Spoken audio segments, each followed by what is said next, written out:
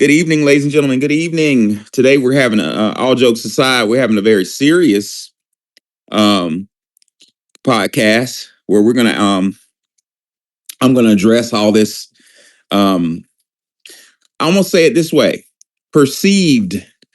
I'm perceiving again. I'm perceiving vitriol from the left. Let me make something clear that some of you know. My new listeners don't know.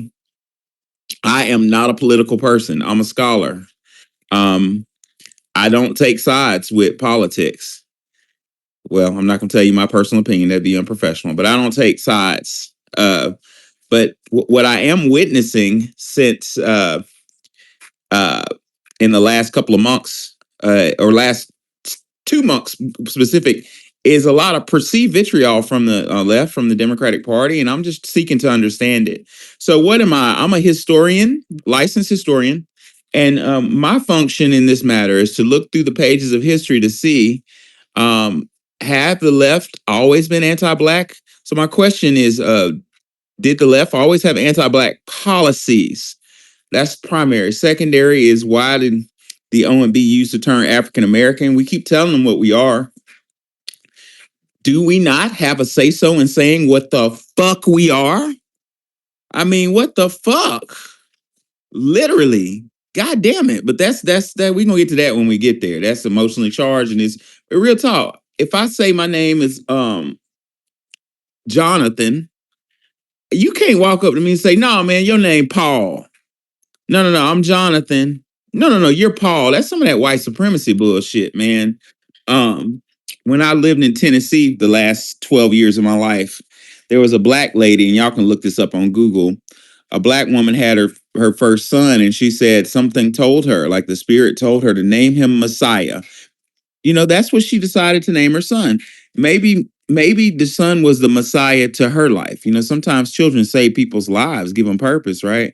Some racist ass judge said, "Nope, your son is not Messiah," and changed his name to like Marvin or something. Saying that there's only one Messiah and it's not him or some shit. That's what I think about when I think about African American in the OMB. We've never called ourselves African American. We're gonna delve into the history of that with our scholar on Onthespotts. But first, let's deal with the primary issue. Did the left always have anti-black policies? Pull up a chair, get out a notebook, guys. Let's fucking go there.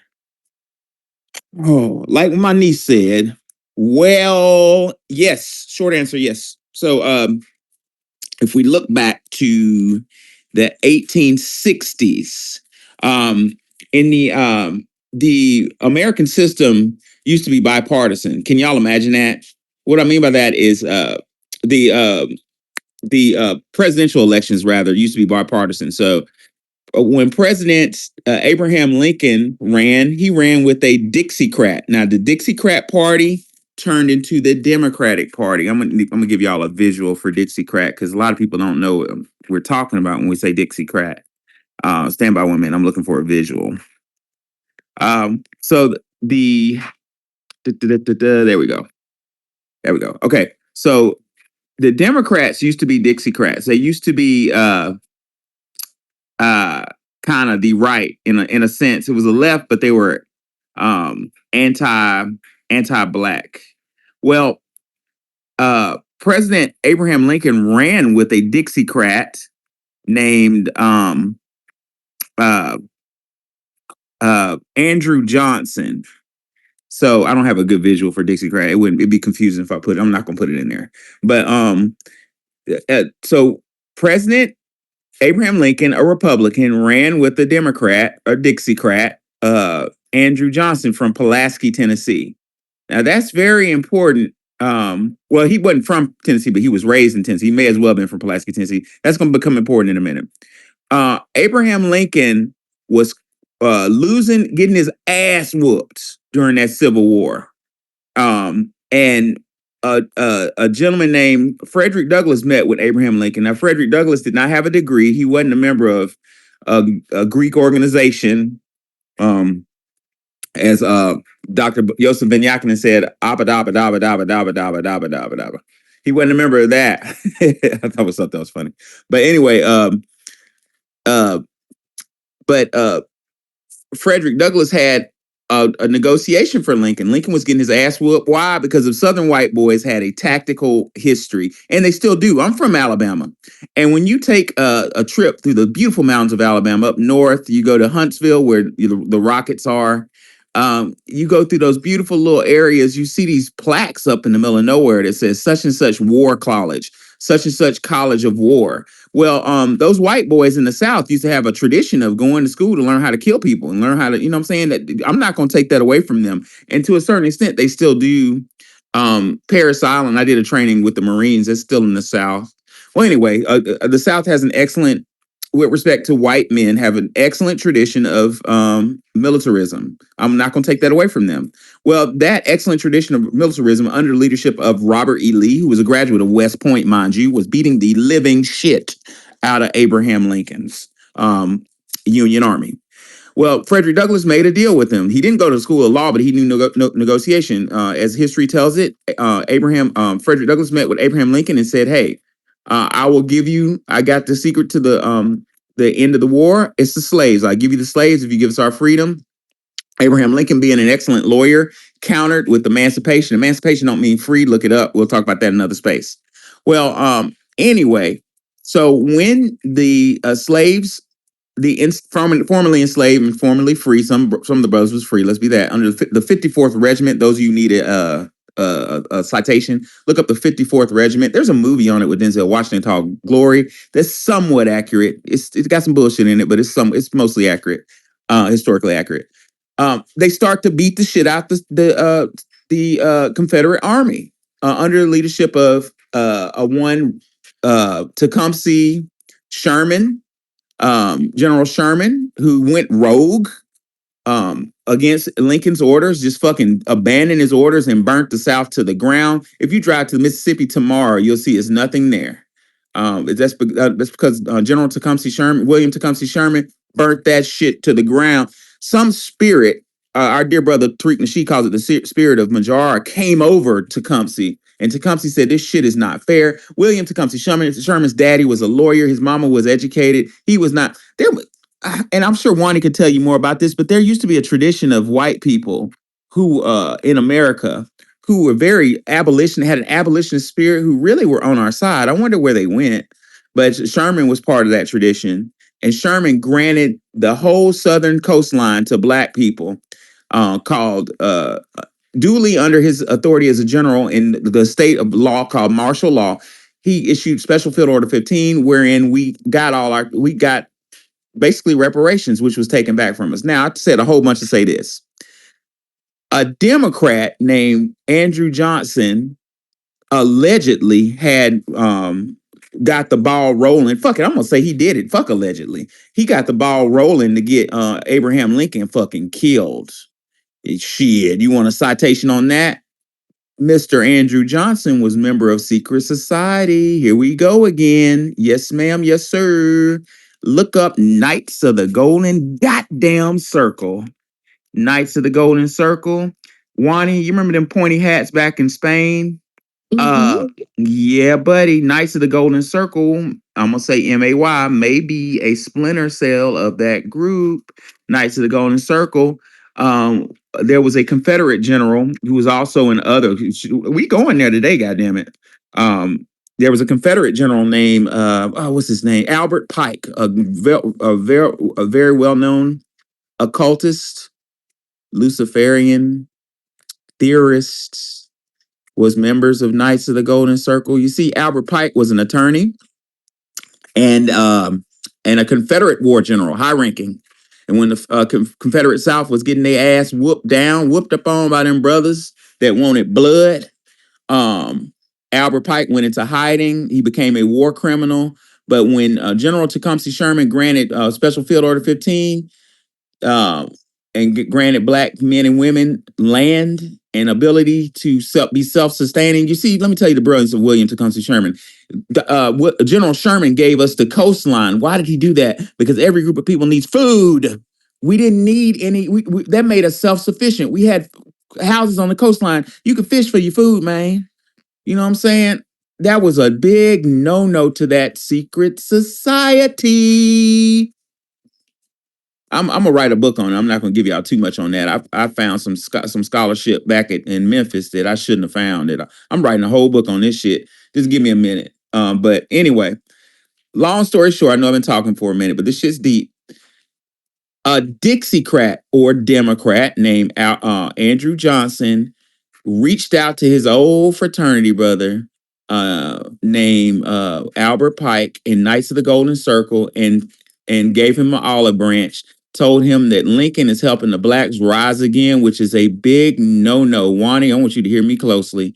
You know those people in Spain, they go to running of the bulls. That's to present the black man from rising again. You know how the bull is symbolic, that black bull. That's what you're looking at with the. I may be saying a little bit too much, but fuck it, I'm feeling bold today. The Ku Klux Klan, was formed in Pulaski, Tennessee. That's where Andrew Johnson, a Dixiecrat, was from. Did he have something to do with the formation of the Ku Klux Klan? I'm not going to say nothing, but I am going to say Albert Pike, his good Confederate war general, created the hymn for the Ku Klux Klan. It's all tied in together. They conspired together, had Lincoln killed, and had a whole slew of people killed that I'm gonna talk about whenever I get time to write this book. It was a big time hit by who? Who do we learn? John Wilkes Booth, right? In a theater. Now, what I double dare y'all to do is type John Wilkes Booth in Google, type John Wilkes Booth and type Knights of the Golden Circle and see wasn't he in that shit. It was a hit, ladies and gentlemen. Why? What does it have to do with the title, Professor A? It has everything to do with the title, because what I'm telling you is Andrew Johnson, one of the first most pronounced Dixiecrats or Democrats, had such an anti-black policy that he destroyed our reparations the first time around. So I'm arguing, in conclusion, that the Dixiecrat Party has always had vitriol for the black man and woman. And the Dixiecrat Party evolved into what we call, my read of history. I don't know everything. If somebody knows better, please come up here and correct the fuck out of me, because I'm not above correction or reproach. Um, what happened? Lincoln was assassinated. Those special field order was repealed. I think lawyers, any lawyers in here? Let's form a group and discuss. Did Andrew Johnson, a Dixiecrat, did he have the authority to reverse Special Field Order 15? Did he have that authority? Lawyers, where are you? We need to look at that. I can help you with scholarship. But anyway, that's a question. I'm not making a statement on that. It's just a question. Well, Special Field Order 15 was reversed, and rumor has it that Andrew Johnson was in the process of trying to reverse emancipation. That was enough for our black ancestors, our big mamas and big daddies and uncles who didn't have a goddamn college degree. Guys, college is a racket. I'm a college professor, certified faculty at more than one institution of higher learning. I'm starting to believe that we need to focus on trades, but I'll talk about that later on. But anyway, our quote unquote uneducated uncles and aunties and big mamas and big daddies got together and said, hey, we need to get rid of Andrew Johnson, for he has us back in chains. They got rid of his ass and replaced a Democrat with a goddamn Republican named Ulysses S. Grant. Ulysses S. Grant was selected because it was rumored that he made friends with foundational Black Americans, but mainly Ulysses S. Grant, a Republican, was picked because of B, he was a fallout drunk. He was an alcoholic. I'm related to him, actually. That's another story, through rape. But anyway, Ulysses was a fallout drunk. And our aunties and uncles, big mamas and big daddies, without a college degree, without Esquire, doctor, PhD, or a fraternity, sorority in front of their name, had enough sense to put him in and get the best period of time in the history of foundational Black America, Reconstruction, where we got our shit almost together before a goddamn Dixiecrat came back named Woodrow Wilson. Now, foundational Black Americans had proven that we didn't have a goddamn degree, never needed one. But we had political sophistication, big mama, big daddy, great aunt, auntie, them folk. Put Ulysses in them. So Woodrow Wilson, a Dixiecrat, which turned into the Democrat Party, needed to address and realign his policies to fit our political sophistication. Does that make sense? You understand? Let's look at what Dr. Claude Anderson says about that. He says, Quote, Woodrow Wilson needed the black vote. Stop right there. Needed the black vote. Let me give you a time period. This is in 1911. Black Wall Street was up and popping. Black people had our own shit. Tuskegee was on and popping. We were becoming kind of like, on top of our shit. Even more so then than now. We had home ownership. Marriage was above 80%. Black family was intact. This is pre Great Migration. So most of you lived around me in Alabama, right? So he needed the black vote to win the presidential election in 1912. That's quote from Dr. Claude Anderson. Quote, in formal statement to blacks, Woodrow Wilson said he wished to see justice done to the colored people in every matter, not mere grudging justice, but justice with liberality and cordial good feelings. Woodrow further stated, I want to assure them, the Negroes, that should I become president of the United States, they may count on me for absolute fair dealing for everything by which I could assist in advancing the interests of their race in the United States. That was a 1911 way of saying, if you don't vote for me, you ain't black. That bullshit. Long story short, I'll skip y'all the drama and get straight to the point. Once we put, we, meaning our goddamn raccoon leaders, such as W. Du Bois, my fallen brother, I've made my apologies at his gravesite, so I'm going to say what the fuck I feel about him, helped persuade the Al Sharptons of the day, helped us say, vote for that good old man named Woodrow Wilson. Vote for him. He loved black people. He loved them when he fucking hates us. Once he did that, Woodrow encouraged, quote, encouraged the rigid maintenance of Jim Crow segregation in every department of the federal government, including offices traditionally hired blacks. The jobs were given to deserving white Democrats. You heard that? Deserving white Democrats. Scores of blacks were summarily fired. Blacks were not allowed to compete economically throughout the South. Abuse escalated. Lynching skyrocketed. Blacks, as well as their crops, were burned and animal stocks poisoned and kerosene doused on their cotton. Ladies and gentlemen, I'm going to close on this and we'll go to the next speaker.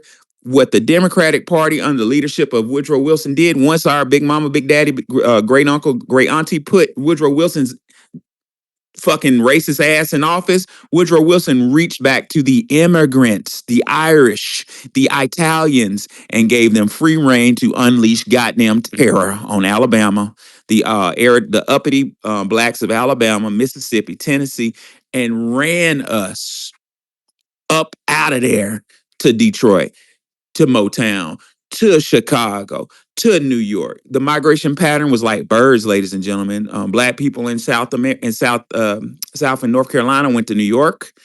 People from my neck of the woods, Alabama, Mississippi, we went to Detroit and Chi-Town. Mostly Chicago was Mississippi. People in Western Mississippi and Arkansas went to Los Angeles. That was Woodrow Wilson's immigrant policy. Basically, he co-opted immigrants and told them to go, Irish immigrants, and told them to go through our neighborhoods, cutting off heads, hanging brothers from the tree. If y'all type in lynching right now, hit images, you're going to see black families dressed up in nice clothes because the nice, financially stable black families were the ones that were targeted. So in conclusion, that is my submission that the left has always been anti-black. We just didn't want to see it because of propaganda and brainwashing and these damn fool baby boomers. What are your thoughts on that issue, Wani? Ooh, that was a lot to take in. Um,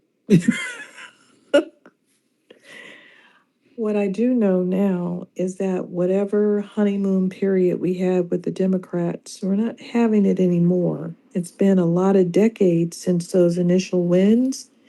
And every time they did have some win, there was always someone latched upon it every time. I mean, we can't have one movement during those Democratic years that you don't see them latching something onto the back of it and derailing it away from racism over to sexual identities. Like, what does that have to do with anything? Here we are fighting for our lives, and these people want to talk about who they want to have sex with, and they think that's okay. It's not okay. We don't have to say who we're having sex with. We don't have to say what religions we are, but we are Black when we walk out of the house. That's more important to make sure civil rights are in place for being Black than it is for your personal sexual preferences. So that's where I feel like The Democrats have completely lost their way. At this point, they have gone so far off the rails that they're not recognizable and they don't know what to do. They keep on saying the same things. They're not catching on. At this point, someone in the Trump administration is advising him well with respect to Black Americans. Because everything that they said he's going to do, the opposite is happening. And we're having a honeymoon period right now. If he's able to do things that make Black people think twice about Democrats, the Democrats are dead. They're literally dead. And that's really the end of it. I'll talk about some of the things that they have uh, done to this country that are just abominable. Their interactions with children are extremely deviant. And there's one thing, I like to hear when they're saying Trump is a felon, blah, blah, blah. Well, there's a big difference between showing us a picture of Jeffrey Dahmer and saying that is a cannibal. That doesn't mean that Americans have legs and arms of human beings in the grocery store freezer section. That means that particular man eats human beings. So there's a difference between one person doing something and one person and a group of people institutionalizing something. So, yes, Trump is a felon, right? But the Republican Party did not try to get men in women's swimming pools and bathrooms, and they didn't try to force that drag queen kindergarten show. They didn't try to institutionalize criminal behavior. They didn't try to institutionalize uh, sex change drugs, mastectomies. They didn't try to institutionalize teaching people to masturbate in a class. They didn't try to do any of that, but the Democrats did. They tried to get rid of regular words and call it, we're not allowed to say man and woman because that offends a fringe group. So we have to change men and women around and put a prefix in front of it and call it cis. These people are off the rails, and I don't think they're getting back on the rails anytime soon. You understand? Now they've been caught paying billions to transgender mice. How do you come back from that? I mean, they're done. The left has always been anti Black, but they used us. Okay? And the other part of the question, do OMB use African Americans? Uh, the OMB is not scientific, and that's where they have a problem. And we need to be recognized as a group amalgamated in North America and not attached to these other groups. We don't care what they're doing. They can put white American and then they can list anybody under there they want. That has nothing to do with us. We're a separate group, just like the South Pacific Islanders didn't want to be Asian anymore. They didn't want to be associated with Asians, so they moved over to their own box. Just like Arabs and North Africans tried to be white for quite a while and they failed. They failed at being white, so now they have to have the MENA classification. And Native Americans are from Asia, but they've never been listed with Asians. So two groups have left Asians. And so I don't see a problem if a portion of Black Americans don't want to be associated with these other groups coming over here. I see no problem with it. But the OMB wants to argue and fight. They actually don't. They were open to listening to what we were saying, but some Africans and Caribbeans went over there and got mad and threw a fit. It's a very low self-esteem group that don't have anything to offer, and they're trying to drag everyone into a hellhole with them because they're on the bottom of the bottom of the bottom. They're under the hut, under the rock, and they want to make sure more people are. You don't have enough people, 1.3 billion, that's not enough. You got to grip on to what we're doing, which is very sad. You would never see a Chinese person crying because Native Americans don't want to identify as Asians. You would never see a Cambodian person in tears in a comment section crying because South Pacific Islanders don't want to identify as Asian. But we are seeing these low self esteem Africans boo hooing and crying toward the people that have been in this land for half a millennia, who have had all kinds of ethnogenesis, admixtures, and experiences that have nothing to do with the continent of Africa. You are seeing them cry, and they look very frail. They know that if we withdraw our emotional support, they're done. They were already done. They were hanging by a thread, and now they've picked a fight with us. And it's not going to end well for them. I don't know why this King Kaz is, pulsating, but yeah, I'll Yeah, listen to what he has to say for 5 minutes, but he's not going to take over the room. yeah. I'm, um, being dramatic like that is not making me acknowledge them. I want to say one thing, to put a pin in what Wani said. The and I want y'all to know this, um, because my granddaddy, great generation, I love him. I love him. We call him Bubba. He misled. He didn't know. He didn't know, but he was trained to mislead me.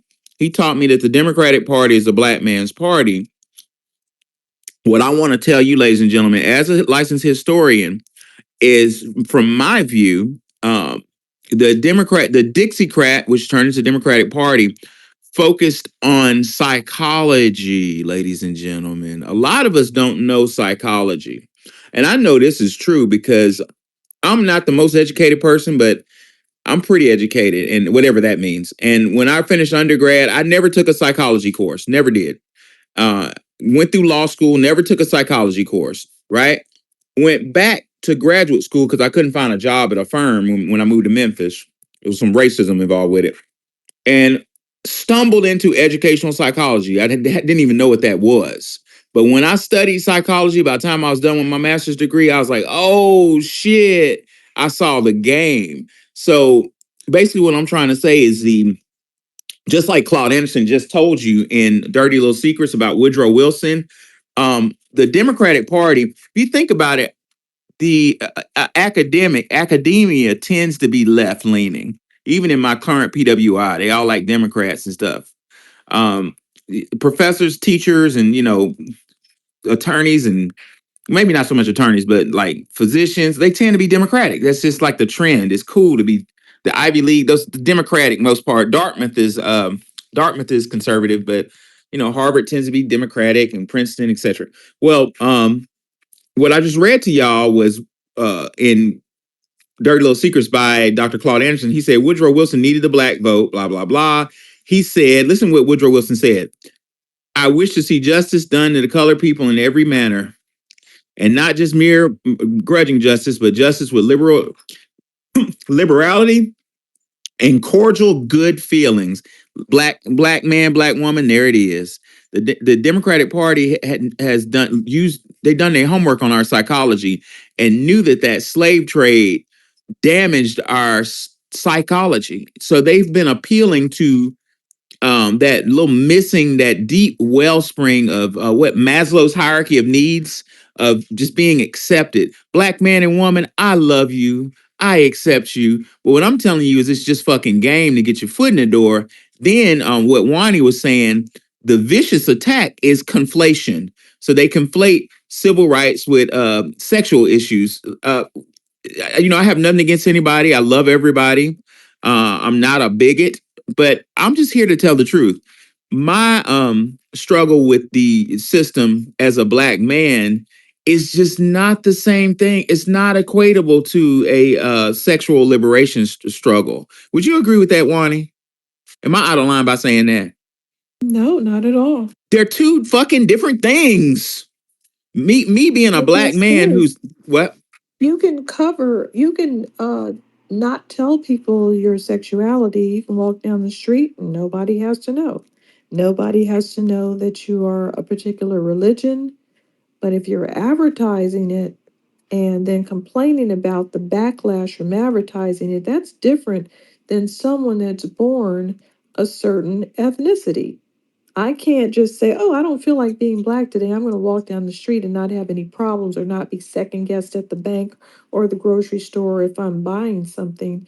I don't have the option to do that. But if I were just trying to cover up my religion, or if I was trying to cover up who I want to date, I wouldn't have to, nobody would know.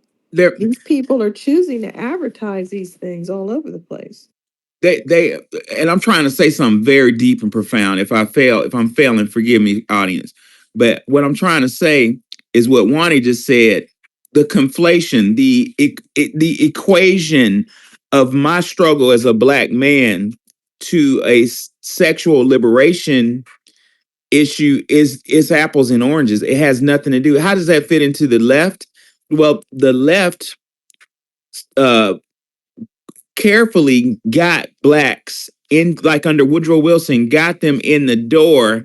And once the foot was in the door, they mixed apples and oranges. They conflated issues that didn't matter to confuse us. And ladies and gentlemen, I'm not a biblical scholar, but that's a satanic attack to me. Because if you look at the canon of Holy Bible, which I'm not a biblical scholar, everybody knows that. But when there's a lesson in this, when in the 40 days and 40 nights, when Jesus, when the Christ was in in the wilderness, uh, at the end of his test, what did Satan do? He said, "Turn this stone into bread." That's an attack. Like a stone and bread ain't got nothing to do with. They don't have nothing to do with each other. Bread is for consummation. They're actually opposites. Bread is for consummation in the sustenance of your health. Stone is for your safety. They're not even in the same category. So what a biblical scholar explained to me is what the enemy, what Satan was doing was making making him conflate two things that weren't related to destroy his mind. And I think about that when I think about the West. I mean the left. Their conflation of my blackness, my proud foundational American civil rights struggle with with a sexual liberation that should happen. I think people should be sexual liberated. I think they should, but do not equate that with my blackness. They're apples and oranges. It's an attack, ladies and gentlemen. Well, they have to because no one's paying attention to them. This is a crux of it. If Jewish people came over here and they tried to have the civil rights on their own, it wouldn't have worked. It only works when you have an actually uh, energized group of people like us. We bring a lot of attention. So that's why the Jewish people benefited, the Chinese people benefited, all of the groups benefited, and they didn't put anything into it except maybe some money behind the scenes uh, to manipulate things to go their way. But like you were saying with the psychological aspects of some people, people literally say the Republicans don't love you. Who told Right. them this was a date? This is not a date. We're voting. These are strategic moves. Who told these people we're having a romantic love affair with a political party? They sound like infants. Really, they do, and it's embarrassing.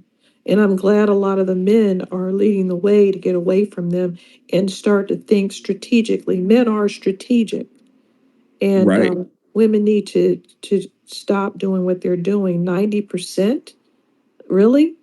Luckily, the turnout was not that high. So when they say 90%, they're not including the fact that a lot of people stayed home, but still having so many Black women voting for this. Like, what are you voting for? I just had a conversation in the chat earlier today. They asked, do you think Trump is doing a good job? Yes, no, and something else. And this woman said no, and I said, why not? I just felt like asking her. It was just a random white lady. I said, why not? And she said some crap that made no sense. And I said, so you like men and women swimming pools, you like pronouns, you like, and I listed all of the things. Men and women sports, you like a bunch of immigrants running around running amok, getting $7,000 a month for food stamps. You like these things? You like open borders? And she said, no, I don't like any of those things. And then I said, well, what do you what do you like about the Democrats? She said, I don't know. because she's been psychologically programmed on this, and Yeah, this gonna have to be another space, Wani, it because you was just an hit it. honest it was an honest answer. She said, "I don't know." Well, I think a lot of people don't know. It's a team sport to them, and they're shooting themselves in the foot. It's a team sport. They just don't want to be on the other team because they don't understand that Trump had to stir up the base, and a lot of racist people were part of the base. And now those people are being quieted down because it's not beneficial to kick a huge demographic like Black American bloc voters. It's not a good idea to kick them to the curb because then you won't win. It doesn't matter whether you want to be racist. Do you want to be racist or do you want to win? Well, we already know historically white people will shoot themselves in the foot just to be racist. So that's what they have to struggle with within themselves. Do you want to win and make sure this country has more of like a 70-30 turnout for the right? Or do you want to be racist and alienate these weaker people that are scared that they're going to be in picking cotton and they're scared that there's not going to be a Black History Month? People like that are really fear mongering, trembling, running around telling us to go get guns because Trump is coming for us.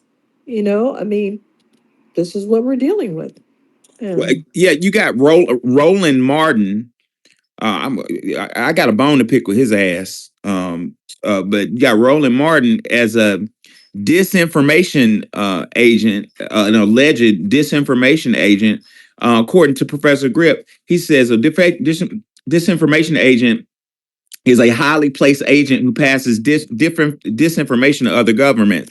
That's allegedly that's what he's doing to us. He's been placed in his position, and he's up here telling us we're going to get rid of Black History Month. Allegedly, he's going to telling us all this junk. I mean, we really education is a key to our liberation. That's one reason why I'm here is to let you know. But anyway, I'm gonna Fire Nag. You had your hand up a long time. I'm coming to you, but I want to hear what King Kaz got to say. King Kaz, he's what's on not. your mind? Oh, he is up on the stage. What's good, y'all? Yeah, What's I it? got too much to say as usual, and I wrote them down as 9 points. So I'm gonna just address three and pass Mike. Whenever y'all want to pass back around, I want to mention Martin Luther King Jr. on white moderates, John Brown, the AME Church, Malcolm X, and some other things. But just real quick, I just wanted to say for Andrew Johnson, the dude who took over right after Abraham Lincoln was shot in the back of the head while watching a movie or a theater show. I consider it a movie monitor.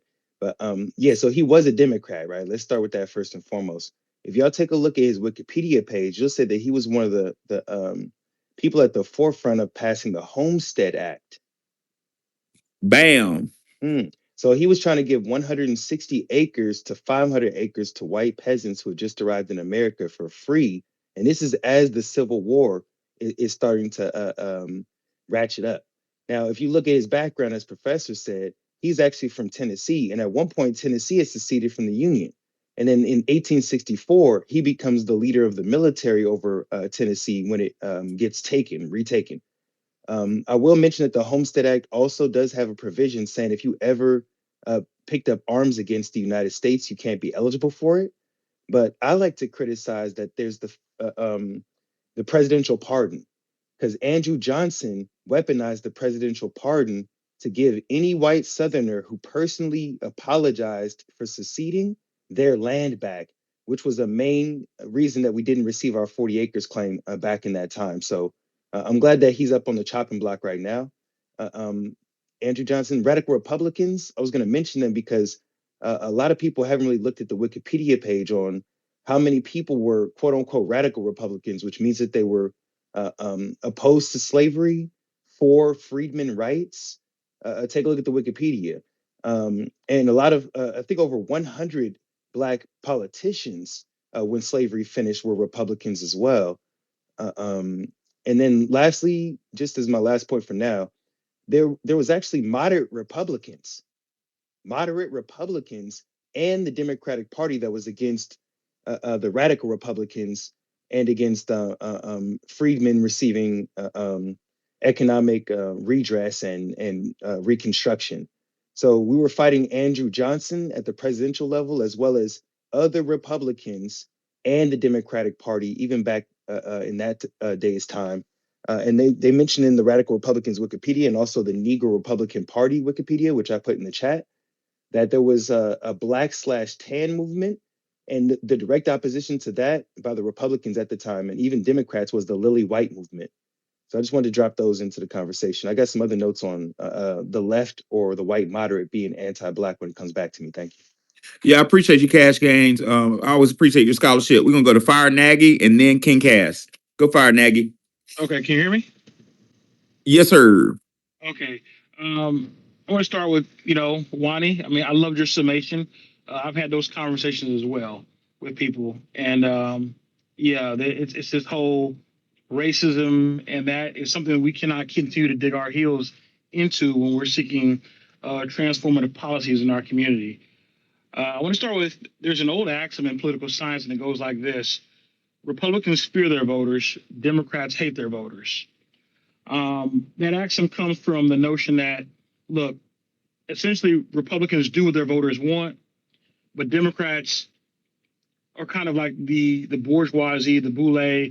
They kind of think they're smarter than everyone. I had a professor, and I had a debate with him 20 years ago when I was in my 20s.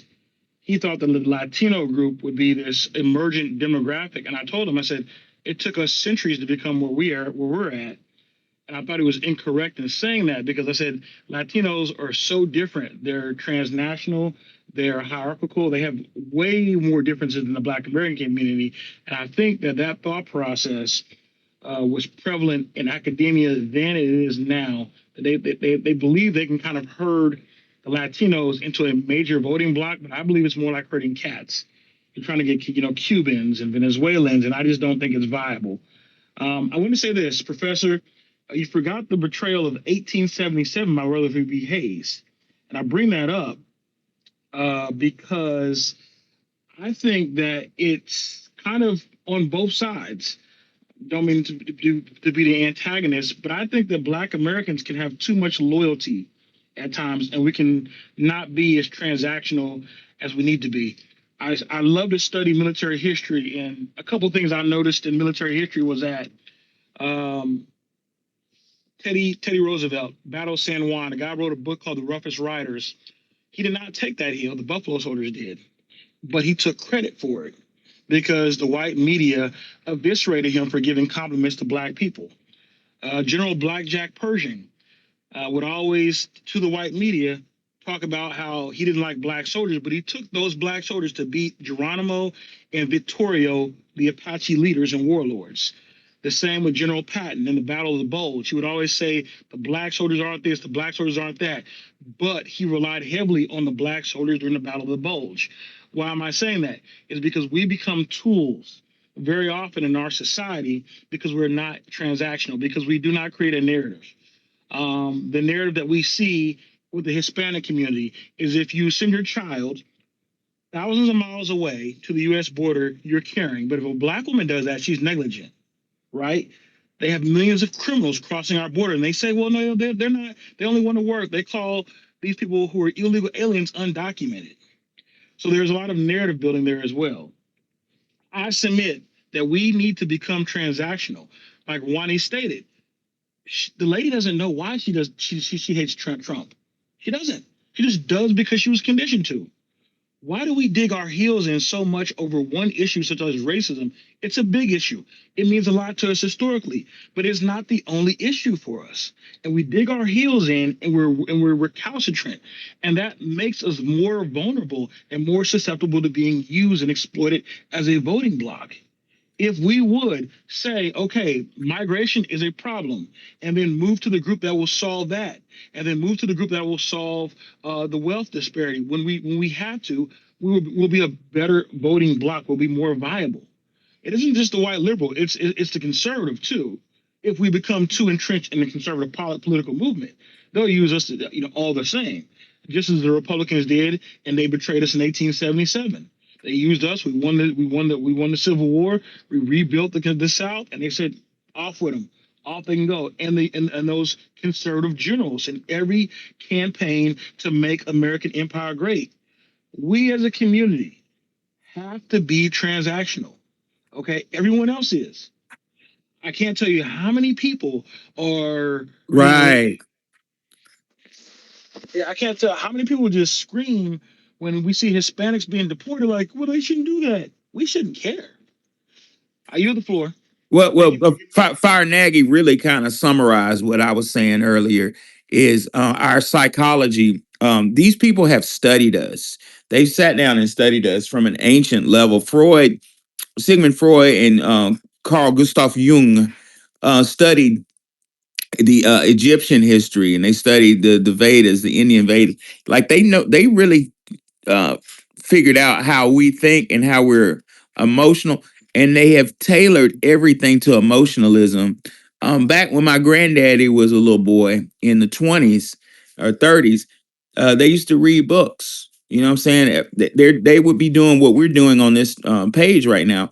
But if you think about it, if you look through the epic of time, the a text-based academic study has been slowly graduated to TV, to the internet. Now, what I'm trying to say, ladies, and I've done a study on this as a professor. No, I'm not going to say I did it. I was part of a study.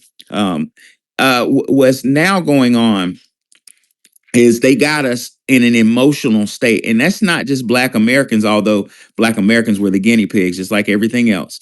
The world, the United States, is in an emotional state wherein we vote for people based on if we like them or not. If you remember George W. Bush, they put him in office because he seemed like the type of guy you'd have a beer with.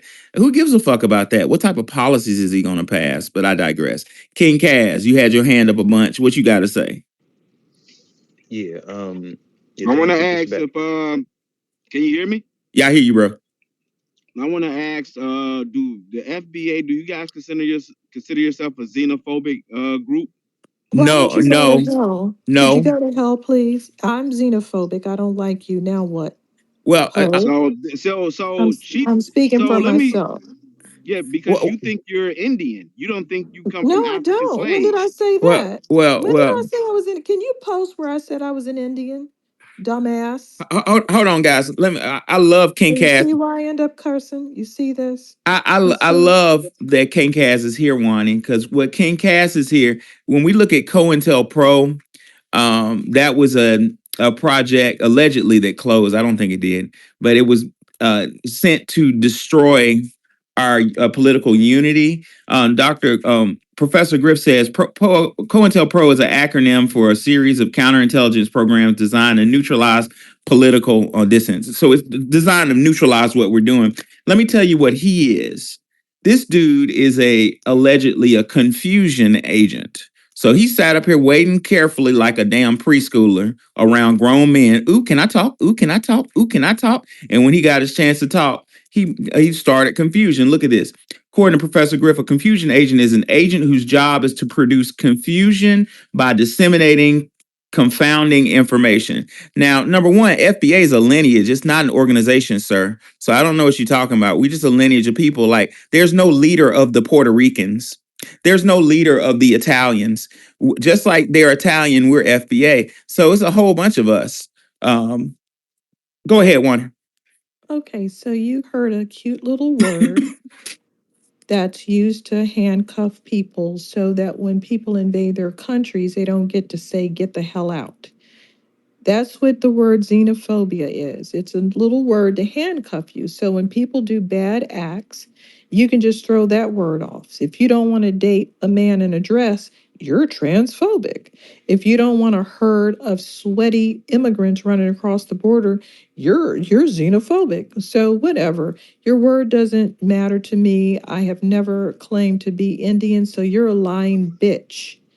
You just Bitch. said it. You You just said it on here. you are a lying bitch. I never said I was anything but Black American my entire life. And I will vouch for that. There's nothing, you can't do anything about the fact that Black Americans' genetic profiles shows Native Americans from Austronesian lines and Siberian lines. There's nothing your African ass can do about it. That's the way it is. That's part of being Black American. That's why you're not Black. You're We're not African. Austronesian. You Where did you get don't that from? you don't have If you're African, you don't have that particular admixture with the Siberian that we got up here in North America. You don't have I the don't same, have that. you don't have the same things going on with the Black Indian. So those are lineages that people have here collectively. Some people have more than others, some people have less. So that's I part. don't have any. I don't have Nobody any. cares. Nobody cares about your particular background. We're talking about research that shows what we did. Black Americans walked on the Trail of Tears. Preach. Therefore, they're going to have a Yeah, they close were proximity. slaves by the They, five civilized. sir, shut your stupid face. It doesn't matter whether they were slaves. We're talking about admixtures and facts. You want people to ignore their genetics based on that it was a bad situation. What kind of brain do you have that You you're going just to enjoy. sit here? No, you're going to sit here and fight against facts based Yep. on, oh, you were raped. That doesn't matter. We're just telling you what happened. It was rape on the plantation, and it was close proximity sex that caused us to have that. We had free people of color outside of the plantation that mixed with Native Americans and that mixed with people from Scandinavia. So what are you going to do about it? Show me your Native American DNA. Sir, I could show it upside down, but I don't care. I don't identify as Native American, Because you're dumbass. majority white. You're mulatto. No, I'm That not. No, I am not mulatto. I have all Black ancestors. You have to go back to the 1800s to find somebody who violated one of my ancestors. I don't have any white people. I don't believe you one. Well, my parents are known. Okay, they're known people, so it doesn't matter whether you believe it. They're not hidden. They're both Black American people. Now Ma'am, you don't what? look Black American. Let me It get back. Not doesn't at all. matter. Let me You get don't back. know what a black, Not, you don't not, know what a fucking Black American looks like. That's why you're stupid. You don't know what a fucking Black American looks like. It looks like Michael Jordan, it looks like Scottie Pippen, it looks like Muhammad that Ali. looks like Africans. They look just. No, it Hey, looks like Professor, I think all we're types of delving people. into distraction. yeah, yeah, Yeah, he is. I'm I I'm using him got just right some gonna, now. notes for you. and when I'm finished using you, I'm gonna block you because you're having a circular argument from nothing. You know I what our can't back, have a debate you because you block know, you. you know what our backgrounds are.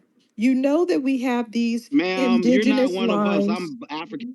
No, I Yeah, I am get Black some. American, and you can't be blacker Okay, than love. me. On the census. You can't be blacker than me. There's no such thing. That's like saying I'm more colored than you. You're We not are black. black. You're not Yes, even black. okay, So but all my family members are. So there we go. So, ladies and gentlemen, I entertained this joker come up here because Wani and I wanted to use him. We're stooging him. I'm using him to show you different categories of disruptors. Notice how he came in here. He's not talking about the topic. He derailed it and wanted to argue with our sister Wani, who's one of the most verifiable Black Americans ever, off of some just erogenous bullshit. So I'm gonna give the She's gentleman. not black, sir. She's not Sir, black. And why do you sir, keep sir, saying that's that? not my topic, jerk. Get off my stage. Yeah, we No. shouldn't entertain African zesty niggas anymore. Say Warner, the way you called the niggas a bitch was so player and sarcastic. What you called him again? I can't remember. so, ladies and gentlemen, in the jumbotron, excuse me, the black. I'm coming right back to you. In the jumbotron, take a picture of that and save that. These are different categories of disruptors. As a lineage, it may be beneficial for us to understand where these disruptors are coming from. Just put them in a category, and we could say some shit like, "Oh, he's an agent of confusion," and block his ass. It's not even deep. Go ahead, the black. What's on your mind? Oh, it was on Rob the Whip. Oh, was? Okay, Rob, go ahead. Nah, man, I was just first of all, what's going on, everybody? It's been a minute. What's up, brother? But I was looking at the topic of the room, and I'm gonna say yeah to the first one. I mean, the Democratic Party has always been the party of those against black folks in America, man. Hands down, everybody knows that if you know anything about Black history. Um, and as far as the other organization, I'm really, what does OMB stand for? Other minority blacks, or what does the OMB stand for? I'm not familiar with that term. Office of Management and Budget. Oh, okay. All right. Right. That's a precursor to getting on the census a certain way. It's like one of the offices associated with the census. Oh, okay. Um, well, as far as history is concerned, I mean, as far as the census, we were counting what as 3/5 of a human being. Um, Nah, for every three of us, for every five of us, they counted three. yeah. Yeah. So, Rob, if I may interrupt you right quick, That's I'm glad that you said that because I got sidetracked and forgot to mention that earlier. The 3/5 compromise was created so that white, you know, the ownership class, white American males, slave owners, could count us for purposes of voting. So I'm it's my contention that the left still wanted that policy of using us as a voting bloc, but they switched to psychological warfare as opposed to chattel slavery, and there's a reason for that. But go ahead, Rob. I don't want to steal your thunder. Go ahead. well, no, I was just trying to elaborate on it, but um, they use us when they need us, man. I mean, whatever purpose, whether it be where they crash test dummies for the next psyop that's coming out, or the next uh whatever, they everybody uses us for whatever.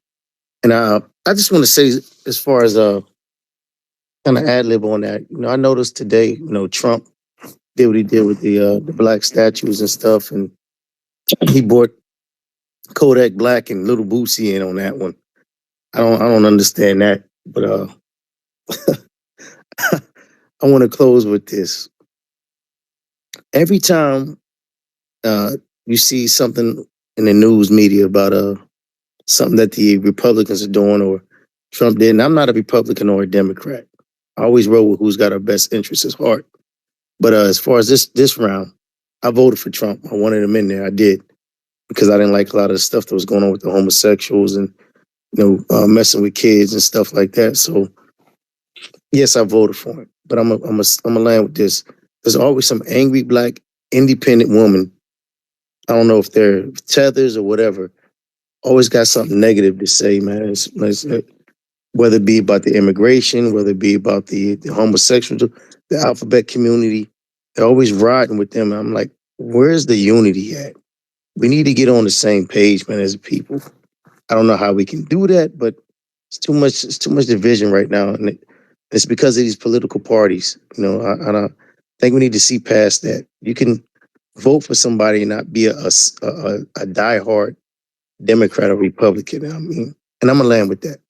Peace. Well, the history erases the mystery, and black women were cut a deal and programmed to go against black men during the same period, the 60s and the 70s. So all I'm saying is what you're looking at is more psychological warfare on part of the left to use to pit families against each other. This is very intricate. It's very academic. It's very sophisticated. You know what I'm saying? So the solution, like our sister Wani says, is knowing about it. So that's why we're here. The black, go ahead. What's going on, Professor? Wanting everybody in the space. Uh, to the question of the room, did the left always have anti-black policies? Uh, I I stand corrected when you look at their original so-called manifesto or just the instructions of how to be a Democrat. They explain how much they had vitriol for black people, formerly called Negroes during that time period. I put in a jumbotron a snippet of this PBS series about Wilmington and after the Reconstruction about what Cash was talking about the radical Republicans, or during that time they was really called the Fusion Party, because the radical Republicans also had individuals that played both sides. There were former Democrats that played as if they was Republicans or fusionists, and it reminds me of what Judge Joe Brown always bring up that the Democrats that we deal with today are those people who, how can I put it, who are the former planters who are mainly the immigrant class planters who owned slaves that dealt on both sides of the aisle when it comes down to capitalism in the industrial plight when it comes down to the north. So we dealing with a, a group of people who knows us very well and know how to press our emotional buttons and also our fear and other instincts when it comes down to giving us to either galvanize or split up. So right now we're in a time where we're repositioning and coming into things as a business mind during those gap periods that we always have, and it's a beautiful time. It just shows that these other people are scared. That's why they continue to derail everything we do when it comes down to the OMB, and they don't want to be identified as other groups anymore. And it's funny because not only do the North Africans and Arabs have a new classification as MENA, the Caribbeans do too. Oh, So tell me about it. What do yeah, you they know about them? yeah, because the on the next census it's supposed to be two new classifications. One for them, they supposed to be the Latino X. I forgot what's uh the term that they gonna use, Hmm. but for the Latino X people, they all gonna be lumped together in one group because that's what they was fighting for at first. The So Caribbeans and Latinos? yeah, yeah, everybody from the Caribbean, and Okay. so it's What about crazy. the other ones, like the Jamaicans? Because they're not Caribbean Latinos. Ah, they not because I I seen them thought it on the was little just the list. Dominicans. Oh, really? I hope they are. Yeah, I seen them I on the hope list. I you're mean, right. isn't Dominican kind of like a Spanish offshoot? Yeah, the Dominicans are Spanish, Caribbeans. Yeah, She said Yeah, Jamaican though. but Jamaican, They British. did you see them on there? Because they're Mm. not Latino. I just know they had all the people from the islands looped I'm going to together in check one that group. out, the black. Yeah, I wish they would lump up with somebody else, and then we just have to deal with getting the other people out. Yeah, I'm gonna put it in a chat in a minute. But yeah, it because the last couple of years, that's why the Latino X was being pushed so much. And they finally got what they wanted, and now we're pushing to separate, and it's like they regret all the hard work they've been fighting for, I guess. So it's like since we're doing the same thing everybody else is doing, it's like they're trying to say that we're mean and we're the bully now. And hey, if we got to be the bully, it's okay to be the bully sometimes. Yeah, we're pushing back against them, and it comes off as being a bully, and that's fine. I don't mind. I don't either. I mean, that's why they make new words and terminologies. Like one, he said to force us to continue to be politically correct and be concerned about other people's feelings. Well, But the black. I got a quick question for Wani that you made me think of. Black Wani, yes, sir. how do we get? What's the process to get our name changed on the OMB? Is there a process? Wani be back in a moment. Yeah, I would be curious to figure out what the process is to get mine. I'm gonna look that up. What's the legal process? Because there's no reason why foundational Black Americans shouldn't be able to name ourselves. It's collectively we come together as a group and we identify ourselves as such. Um, I'm trying to understand, and it sounds kind of like common sense, but it's really just now dawning on me that we had very little or nothing to do with this term African American. My granddaddy my big mom, even my auntie, none of them ever said African American. They said my granddaddy said Negro and my auntie said black. So somebody decided to name us African American, and I'm gonna I'm gonna take that up as a homework assignment to find out what that process looks like. Black, you want to go ahead and land? Oh yeah, yeah. I was done because I was interested Yo, with the question you was trying to answer too. Right. Well, we're gonna go to BJ85LA and then Sohim. Go ahead, BJ. We're gonna come back to you, Cash. good evening. How y'all doing, man? Yes, sir. So I have a statement on also a question. So the statement I wanted to make is that us as foundational Black Americans, we have to be cautious when when dealing with, and I hate to use the word tethers, but we have to be cautious when we're dealing with Africans and Caribbeans, because I truly wholeheartedly believe that they're being used as divisive tools of white supremacy. That's one. Two, I teaching a social justice class, and we're getting ready to go on the topic of reparations. And so I wanted to know if anybody had any books or any literature that they suggest that I can study and read and kind of teach to my class. Oh, you messing with the one, my friend. You are messing with the one. I'm gonna put your Bible, your holy Bible for foundational Black American social justice in the Jumbotron. Hold on one second. Took a picture of it for you. Let's see. Hold on one second, bro. I'm posting it right now. It's called Black Labor, White Wealth by Dr. Claude Anderson. And like I said, you don't really need another book. This is good enough. Well, matter of fact, give me, I know the book very well. Give me a specific topic or standard you're going to deal with, and I give you a page.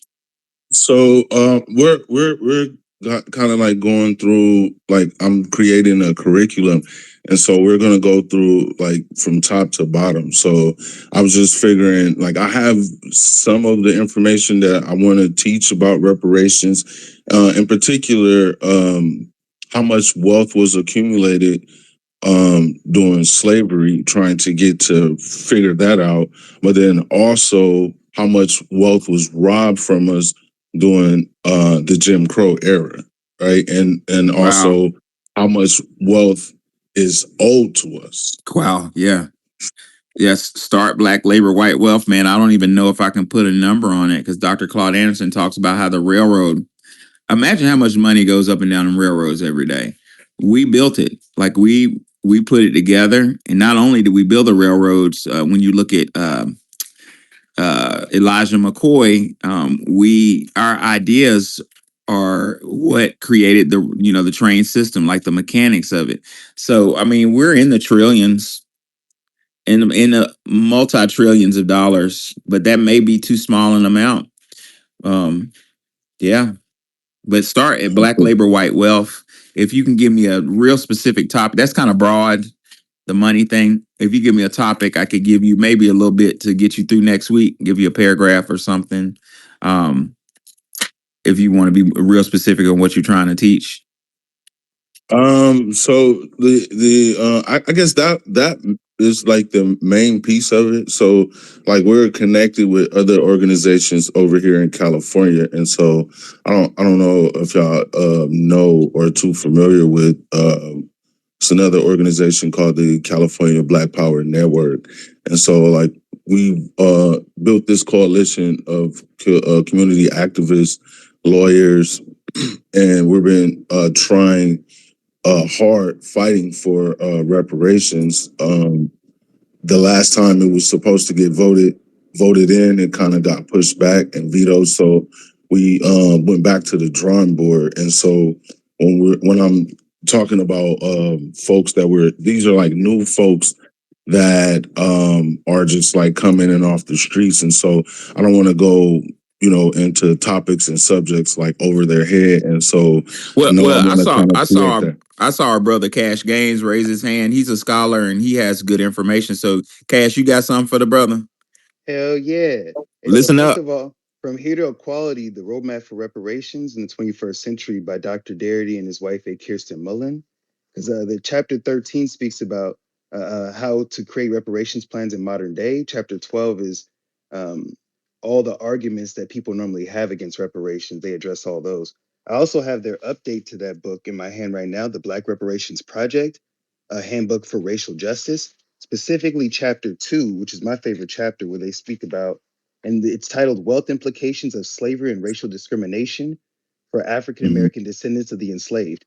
They speak about how, first of all, there's a black-white wealth gap, and that using that as a reparations yardstick is actually conservative. I argue that as well, because us trying to be equal to the $10 white folks got in modern day when we were robbed of a full $100 is actually an underbid. And there's other communities than just the white community that our reparations has been spent on. So just trying to be equal to white folks is actually a conservative marker.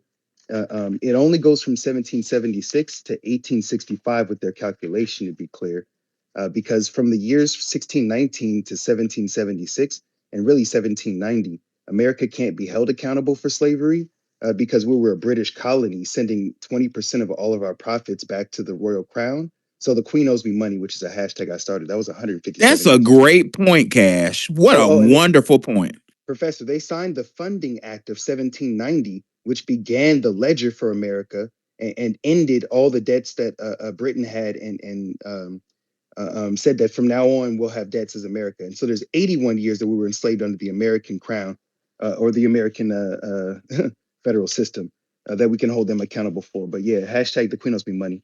There's graphics and charts here as well, because our population is projected from 1790 to 1865, 1870. And there's also the wages, the unskilled labor wage, which is the minimum wage at the time for each of those years. And there's had we have been paid a 24-hour day's wage, what we would be owed with a 6% interest as well as a 3% interest. By the way, that 6% interest makes a massive number of $6.6 quadrillion, which is 15 zeros, which would be Wow. $151 million per Black American in modern day. They also calculate based on our land allotment and how much that would be worth in modern day. And then one other book I just wanted to mention is The Black Tax by Sean Rochester, who's a Black American. He doesn't actually support reparations. I will mention that caveat. But his book doesn't mention slavery at all. It starts from when slavery ended with thriving Black communities. And he calculated the damages since slavery has ended at $70 trillion in modern day's money. So I just wanted to throw that book out there as well. Professor, throw back to me when we got time to get back on these anti-Black lefts, Yeah. because I got notes for that. Yeah, and matter of fact, all y'all make sure you follow Brother Cash Gaines. We know the same books, but his level of detail is surpasses mine. He finds stuff in how buddy, you found some shit in Dr. Howard Zinn's book that I've read that book about 10 times and I missed what you were talking about. So yeah, make sure y'all send that dude our brother Cash Gaines a follow and press BJ, make sure you follow him because I think he'll be a great resource with respect to your journey. BJ, did you have any more you want to land your plane right quick or? Oh no, that was it. I was just inquiring minds would like to know. And then definitely whenever y'all discuss redlining, I would definitely love to sit in on that conversation. So BJ, when I was professor of education at Lemoyne College and administrator there as well, I wrote a curriculum for Black History, and in my curriculum, I have an argument. I wrote a book basically, and in my book, I present an argument for reparations based off of land, based off the theory that given the fact a lot of white people got to stake their claim. Meaning under the Jefferson administration, um, Thomas Jefferson allowed white males, to go outside, pick a piece of land that priorly belonged to Native Americans, and stick a goddamn stake in it that said their last name, right? And the judges would ride, like you hear the Ninth Circuit, 10th Circuit, the judges would literally ride the circuit on buggies and record the names. Like, this land belongs to BJ, this land belongs to blah blah blah. Those records are still in the goddamn courthouses. And when I'm saying my argument for reparations is that our grandmothers didn't have the right to acquire free land. Therefore, there's a mass injustice in there. There's not there was no consideration, and we need fucking land and money. So we have so many vectors of reparations claim. If you want my book, you can. I put my Cash App in the Jumbotron. If anybody want my book, you can put $25 on my Cash App and put your full name and address, and I'll send it out to you. Actually, tomorrow I'm sending a batch of books out. But yeah, just FYI, I have a reparations claim. Also, in the Jumbotron momentarily, I'm going to put Onthespotts. Uh, oh, I can't talk today. Her Cash App, show her love for all of her scholarship and wisdom. Wani gives us something very rare. On my channel, and I really appreciate it. So we're gonna move to 1 second. Let's see who is next. I can't tell Sohim or No Taxation. It's either which one of y'all. Which one of y'all want to go? Let me go before I forget, Soheem, if you don't mind. That cool, Sohim? Go ahead. Thank Go you. ahead, No Taxation. I ain't gonna be that long. Thank you, Soheem.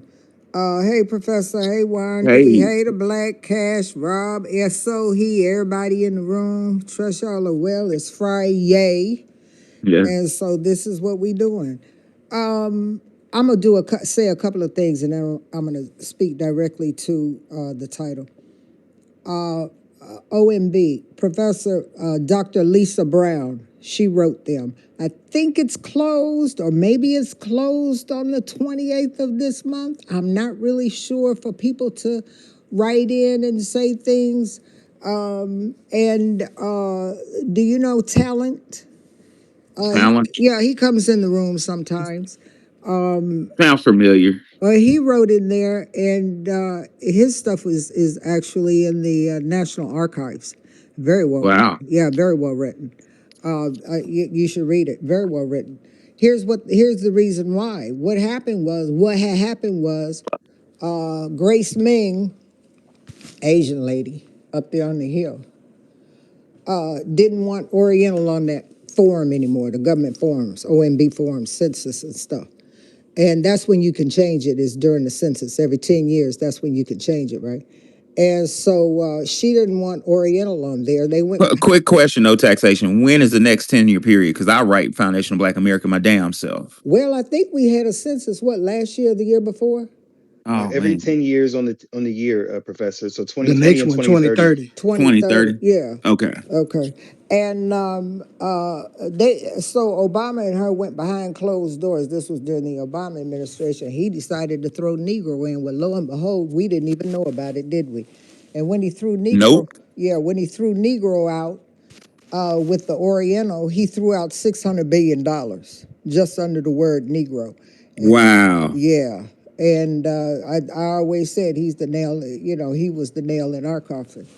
And Biden came and danced and spit on our grave. But anyway, so y'all really want me to talk about the Democrats? That's one thing. But get with them. Dr. Lisa Brown, she's on here under Dr. Lisa Brown. So she wrote them, and I don't know what she was writing about. I think it might have been black. Take the African out of, from underneath us and put it over there with the real Africans. I think that's what she was saying, we keep Black American, but take that African out. And speaking of that, it was Jesse Jackson who did that. Yeah, his ass did that. And he has an Indian, he has a Native American card, I know tribal card. my I got a cousin. We call him an uncle because he old. My mama, my grandmama had my mama when she was 50 years old. So it's very weird, but we call him Skipper. Well, Skipper Daddy went to was it North Carolina A&T? He was in the same program with Jesse Jackson. So I know all about Jesse Jackson's ass, man. And all I'm gonna say is he don't care about us, man. That dude's an opportunist. Well, let me tell you something. Allegedly. Every time, if I was with my father and Jesse, this back in D.C., and my father would see Jesse, he say, Jesse, where you go? He would always call him out, and Jesse would run. I'd get so tickled. He stays far. Jesse, where the money at? What you do with money? My father used to mess with him all the time. They was on opposite sides of the fence, boy. Those were good old days. And it was something else I wanted to tell you. Let's see, the OMB and that. It'll come to me maybe later. The Democrats. I wish Actify was in here, and I don't know that he's not in here. But he could tell you we started a Dem Exit, not he and I, but a group of us on this app when it was Twitter about 10, 12 years ago. We begged people. Hillary Clinton was out there. We couldn't get her. I think we was the ones that made her fall out and had to get up in that band. I still say that because we made sure that she didn't get in office, and she didn't. But it didn't have anything to do with blacks not voting for her. But man, let me tell you something. It's like they were under a spell, and some of them still are. The majority of them still are. It's almost as if they're under a spell. It's the only time, and Nina Turner said this, the only time blacks ever unite is when they vote Democrat. And she's right. She's absolutely correct. See, I don't come from that. So for me, it's just like, I see people sort of waking up, like out of a trance or something. Everybody wants to talk policy. You know what I mean? But this is what my parents always wanted, and this is what I've always wanted to see our people, in the political process on both sides of the aisle talking policy. And just invade and break the system and get up there. We just have to get up there. I've always said that. Just go. Those buildings are majestic. The enslaved ancestors built them, and we all need to go and take pictures in there because we owe it to ourselves and we owe it to our people. But I'm not sure why they have such a strong hold on them, except, some people say fear, but I don't think it's fear. I think celebrity. I think they pick the lowest vibrational things. You know what I mean? People, music, Well, shows. it's psychology. The Yeah. academics, and you shouldn't know this. You're a psychologist, but the academics have been. Chris Hedges wrote a really good book on it called "Death of the Liberal Class," where he talks about how the academics were basically sold out and bought off in the 60s and 70s by the Democratic Party. So you have them, and Wanda, you kind of talk about that a little bit with the whole the whole gender thing. Like you got a lot of people with real powerful academic credentials, standing up for ideology that don't make sense. There's not more than two genders. Like, so you have somebody with a It seems to be all it's right, coming right. within these academics, and I don't understand why they're all falling for this. I mean, the last one was Old Dominion College. They had to let this guy go because he said that pedophilia was a sexual preference, which I agree that it is a sexual preference, but you prefer to do something that's illegal and you should go away from the planet. So if you have a desire, yeah, humping on dogs is a sexual preference, but we're still not going to go along with what you're doing. Okay, that's the difference. So they're trying to normalize it. And there was an uproar in this academic with a PhD got kicked out of this college. So yeah, they're doing a lot of little slick moves, and they're all about sex. They've lost their Yeah, minds. and the books the psychological books, manuals that psychologists have to use. There's no known cure for pedophilia. There's no known cure for rape. There's no known cure for serial murderers. There are just some people that we just have to throw away. And this country, I noticed that that General Flynn honored, well, Trump honored Jaguar Wright and, General Flynn's soiree that he had. And she talked about sex trafficking, child sex trafficking. And she was, that's her whole thing. And I was surprised that they even knew who she was. I was surprised that it reached the top. But that tells me something, that they pay attention to us way more than I thought they did. I knew that they heard us, but I didn't know that they heard Jaguar. You know what I mean? I knew that they heard reparations, and oh, and One wait a thing minute. Let that's me tell you this, Mister. I know everything, Professor. who me? That's an inside joke. Think No, about it. I don't know. No, I no, no, don't no, no, know. no. It's an I don't inside. know shit It's an actually. inside joke. Think about it. Okay. Um, it was myself that arranged for those dates to be corrected as an amendment on the Senate side in the HR 40 bill in Cory Booker's office. Sometimes you can work with Democrats. It just depends on who they are. What date? The date that Cash Gaines was talking about in the book. This happened before he wrote the Oh, I book. missed Yeah. it. Oh, this happened before he wrote the book. We went in there and he explained it to me. There was no government to sue. There was not to sue, but there was no government, that owed us during that time. The government had to be formed. So I understood that. And so, Oh, okay, I yeah, get so it. there was an amendment there. We go way back now to the HR 40 because we don't even want no HR 40 no more. But I'm just saying back Oh, at that time when we were working on that. So yeah, and then remind me next time we talk, I'll tell you about the $6 trillion. You don't know it all, Professor. Whoever told you that was either bullshitting or didn't know what the hell they were talking about. There was a government to sue. We have to keep in mind that Maryland was a colony. Maryland's still intact. So I'm gonna present a reparations claim towards Maryland because Maryland's, and I don't want to derail the space, but Maryland is responsible for codifying, for dooming us into slavery. But what I what want, about Virginia? Virginia, there you go, Wani. So that was some bullshit politician talk of there was no country to sue. Okay, you're No, right, this is no, counselor. no, no, no. This is what Dr. Darity was saying. He was saying that there was a period of time that Cash was explaining when it was it was with England. Oh, You see, and yeah, and then Okay. there's another period of time when it's the American government, and so HR 40 it was talking specifically HR 40. HR 40 was talking about the government, so we had to go back and say this is when the government formed type thing. oh, Yeah, that's okay. what that was about. And but it was kind of it was twofold. Then you say, okay, well the British did that. We were still enslaved, so now put them on the list too.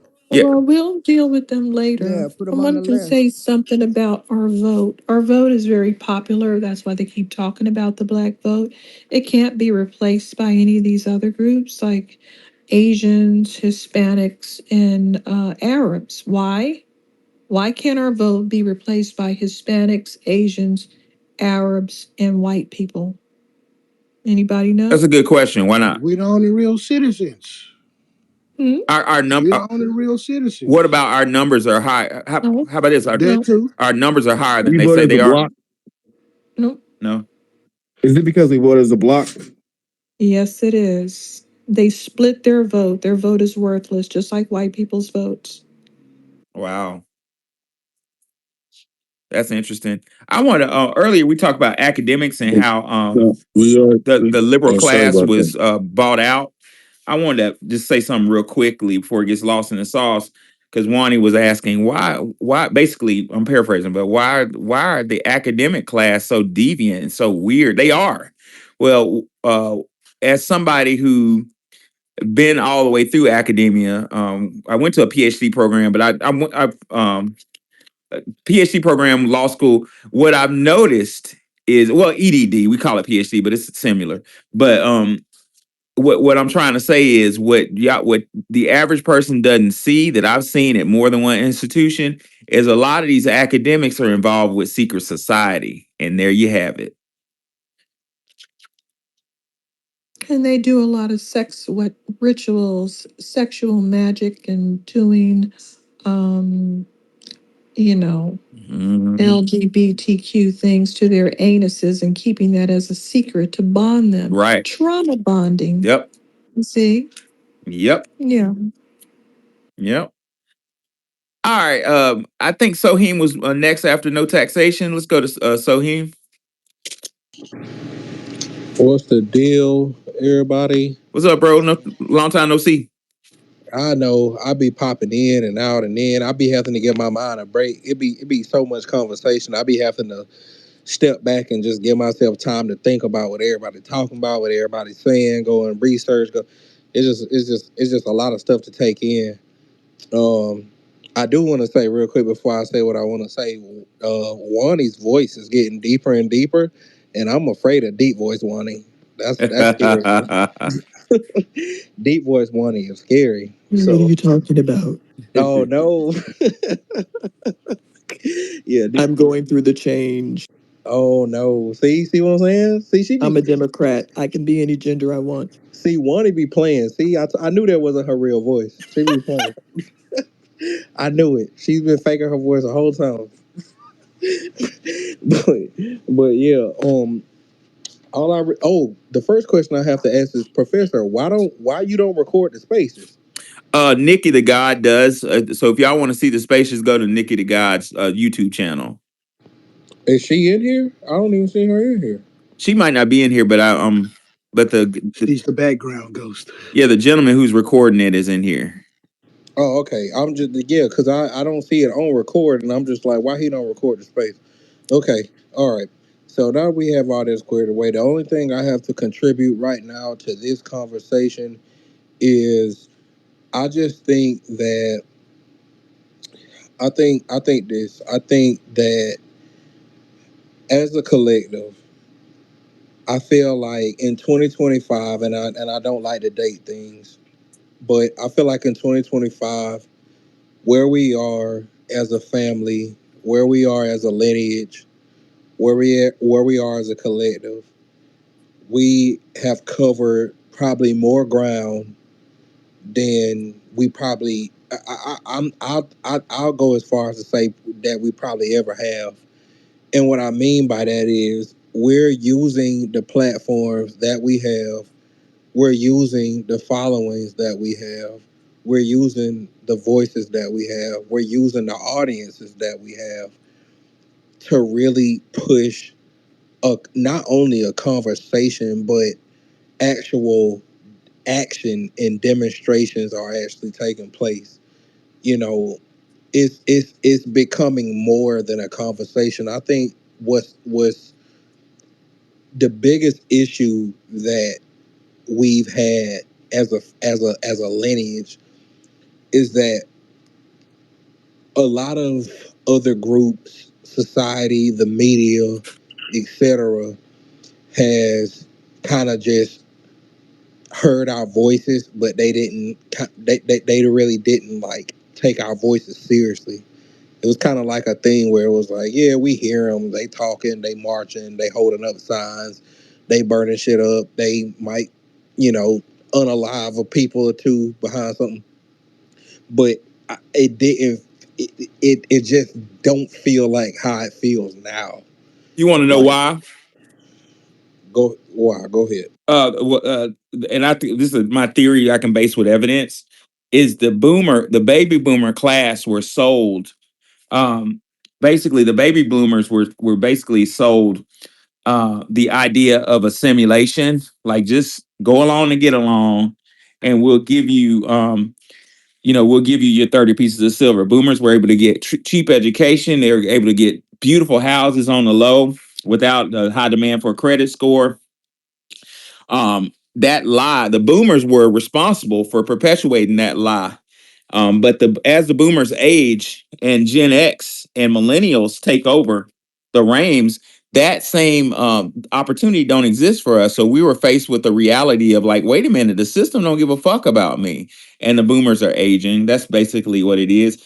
Gen Z, millennials, and to some extent Gen Xers are being faced with the reality that this system is failing us. We can't afford. I mean, my in my circle, we all make about 100,000 ish. And we're all struggling. We're like normal people. You know what I'm saying? I'm about to look for a part-time job and I make, six figures. Why am I doing that? Because I can't afford to live in this new America. The America has failed me.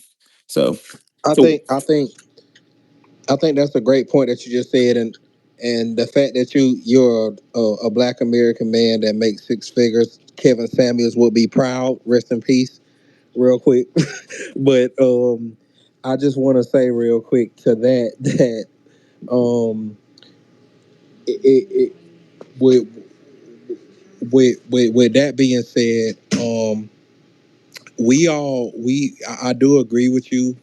Um, Within the next 10 years, I can only imagine how not only just the conversation, but the things that we all are actually experiencing collectively, how much more it will grow from where we are now, because a lot of things are being turned around. I'll give one quick example.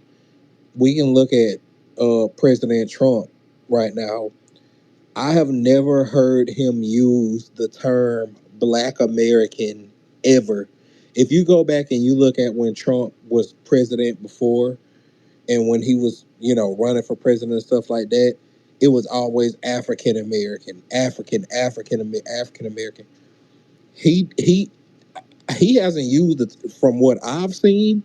He hasn't used the term African American since he's been running for president, or since he's been president. Currently, he says Black American now. Even the I don't know if you guys discussed it. Tariq probably will talk about it tonight, but he appointed Alice Johnson, a woman that he gave clemency to and exonerated. He appointed her as the he called her the pardon czar, is her official title.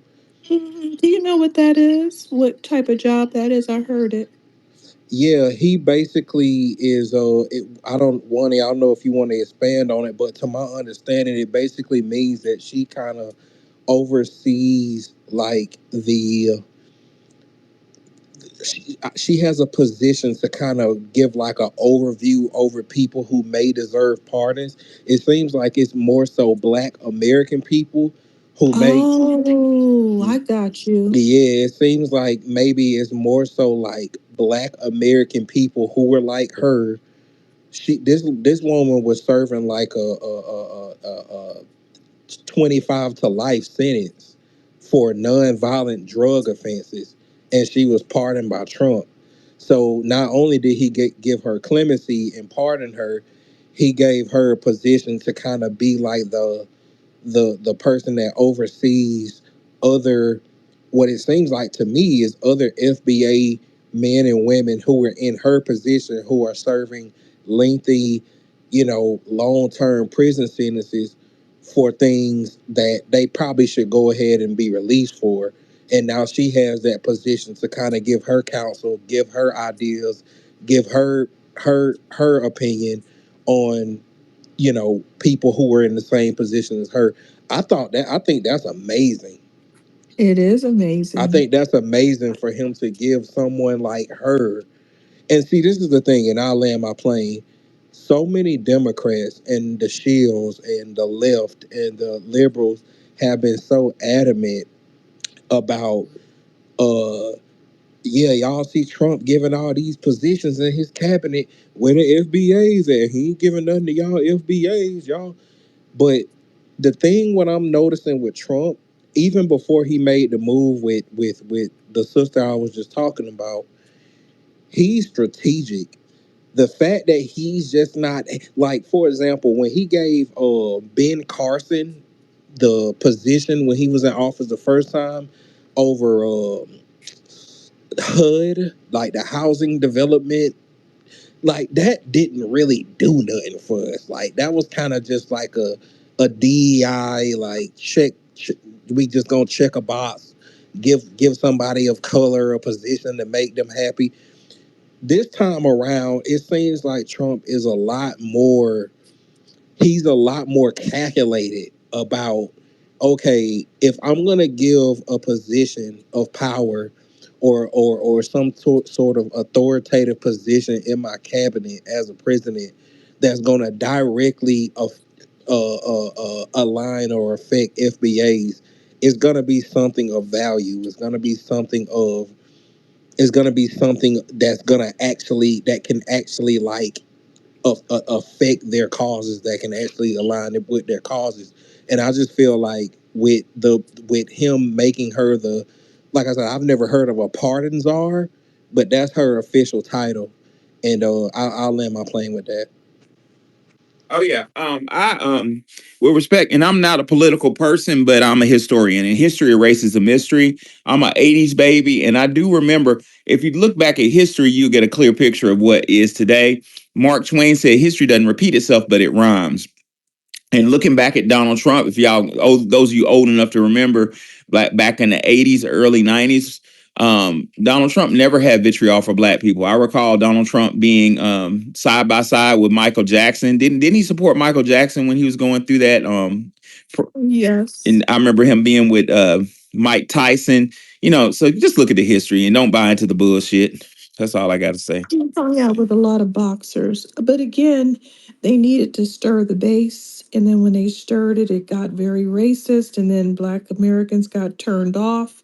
And so, again, we don't have to love people. We have to love the policies. Right. Well, We that's have to well that love what's well that's why also real quick why the whole Kamala and Janet Jackson beef kind of popped off, because Kamala was according to the paperwork, was somewhat instrumental in prosecuting her brother Michael Jackson. what? Yeah, Whoa.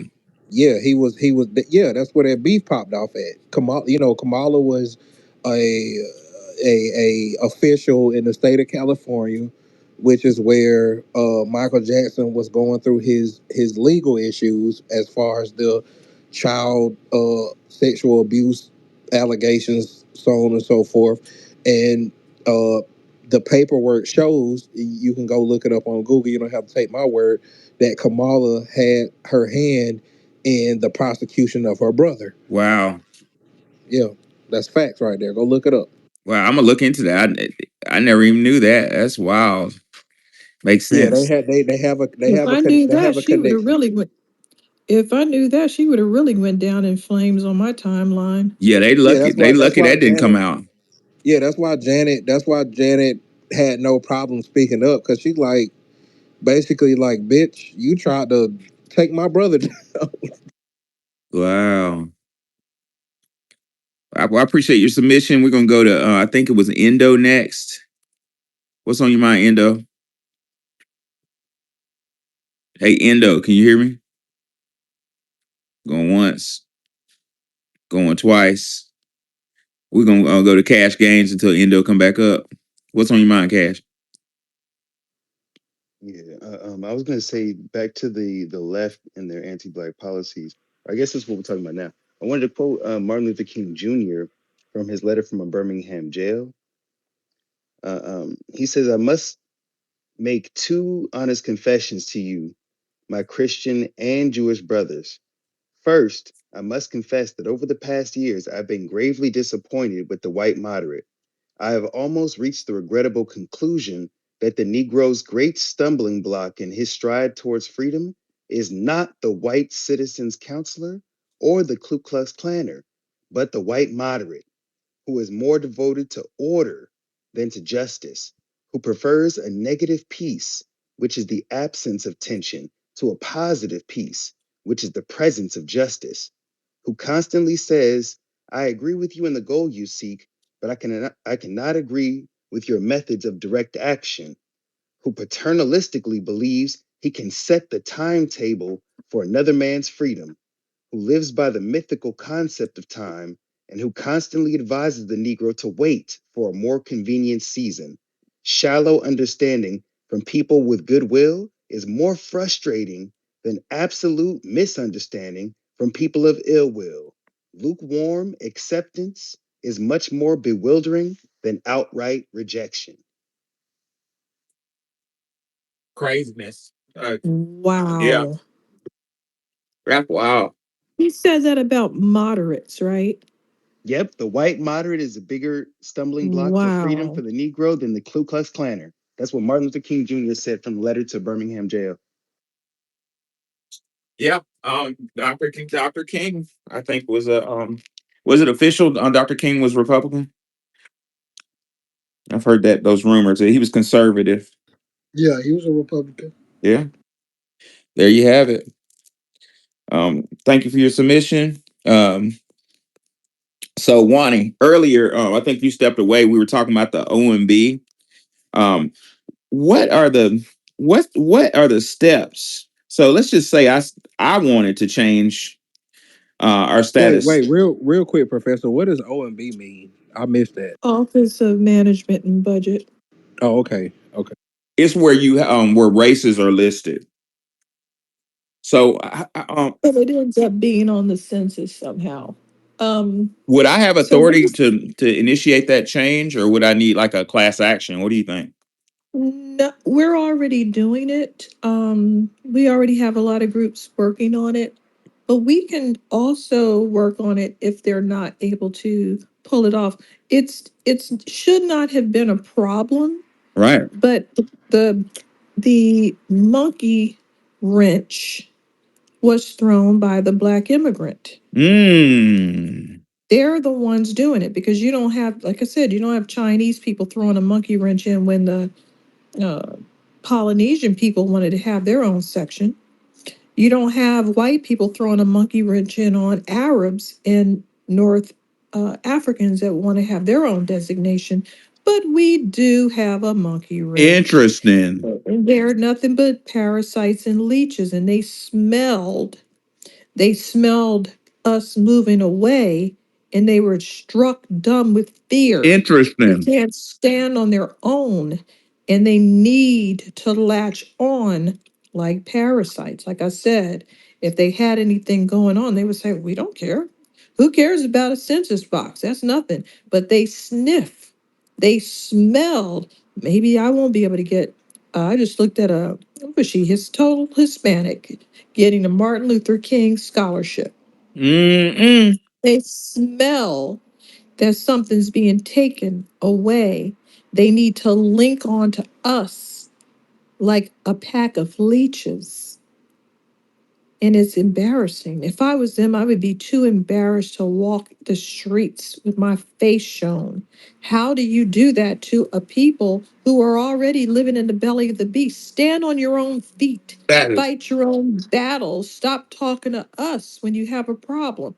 You have the Caribbean has a whole bunch of countries and they have UN seats. Why do you have to beg and cry about being deported to us? Why have you ever tried to come up here and get on the Congressional Black Caucus? Why don't you use your power in your country? Why right. do you need to come up here and get all on our TV, get all on our movies, get all in our politics, and throw us under the bus? Why? Because they have a culture Um, of scamming in their countries. yeah, I see Endo's got his hand. Are you ready, Endo? Yeah, can you hear me? Yes, sir. Yep. Yeah, I don't want to break up the flow right now. No, you good. Go Finish. ahead. Oh, okay. Well, happy Black History Month, everyone. These are extreme times. I wanted to just ask, or just kind of see, do you see what I see, or are you feeling weird stuff that I'm feeling? This is the first time and that in my entire life where Black History Month is like being like there people in high places are putting a lot of energy into this year with, and I don't know why, like what's going on. Like I think I just want to know if this is kind of like what you got to see. And JD Vance basically just told Europe that you got to stand on your own. We're going on our own way. White supremacy is over. You got to stand on your own. So now it's almost like they gotta like break bread with Negroes. Like they gotta. That's what it seems like. Like, okay, you need me for something. Right. What's all this extra energy? Oh, you're so one, and not just that, saying the correct names, saying the correct dates. My man was up there. He said, somebody we don't know who was trying to push 1619, but the year we like is 1776. That's the year we like. We like 17, like doing all the right stuff, like really calling my name. Why? What Because we're the golden ticket, baby. golden ticket to what? Them winning and us getting what we want. Who's them? Um, the right. They need us to win. I think it's. And the left is totally ignored us. So what are we Yeah, losing? the left Nothing. the left has been like going back to earlier in our discussion. The left has been weighing heavily on its psychological warfare campaign to get us, guilting us. You know what I'm saying? Telling us we love you and giving us some fish nuggets. But that, like I said earlier, that shit don't work on millennials and on Gen Z and Gen Yeah, Xers. I yeah, mean, what is the left doing? All they talk about is who can go in a woman's restroom and who can go in a woman's swimming pool. They don't talk about anything Americans want to talk about at all. yeah. I think it's a little bigger than that. I think it's bigger than just local American politics. I think this is Well, about. go ahead and tell us all about it. Oh, so What are your thoughts? I don't know, but it's just what it seems like is. But everyone is. The dude from Germany, the Germany security, whatever the hell at the UN, this dude was crying because basically America's leaving, Europe to its own devices. Basically, Russia's gonna kick the shit out of you, and we ain't gonna do nothing to stop it. Basically, kind of type of thing. Like Russia gonna want some get back, and we ain't gonna help, type of thing. Because he was crying and all this stuff and all this. Hey, we love you, black people. You're so That wonderful. shit's tired. It's out. Woof. It's like, man, things must be bad, like bad. Well, And it's not. It is kind of complicated. But if you look through history, it's not that complicated, bro. So make ultra long story short, like I said in the last space, the slave trade breathed life into Europe, therefore breathed life into the United States of America. Europe was stanking fucking, what was that shit called? Bubonic plague, Black Death. They failed. They were out of money, but through a couple of through what's the saying, happenstance, they stumbled upon some dumbass tribal chiefs who were selling people. And somebody said, damn, that's a good idea. I can use this to breathe life back in Europe. Long story short, just to be straight to the point, that slave money, that transatlantic slave trade money is ran out. And uh, back to square one is what it is.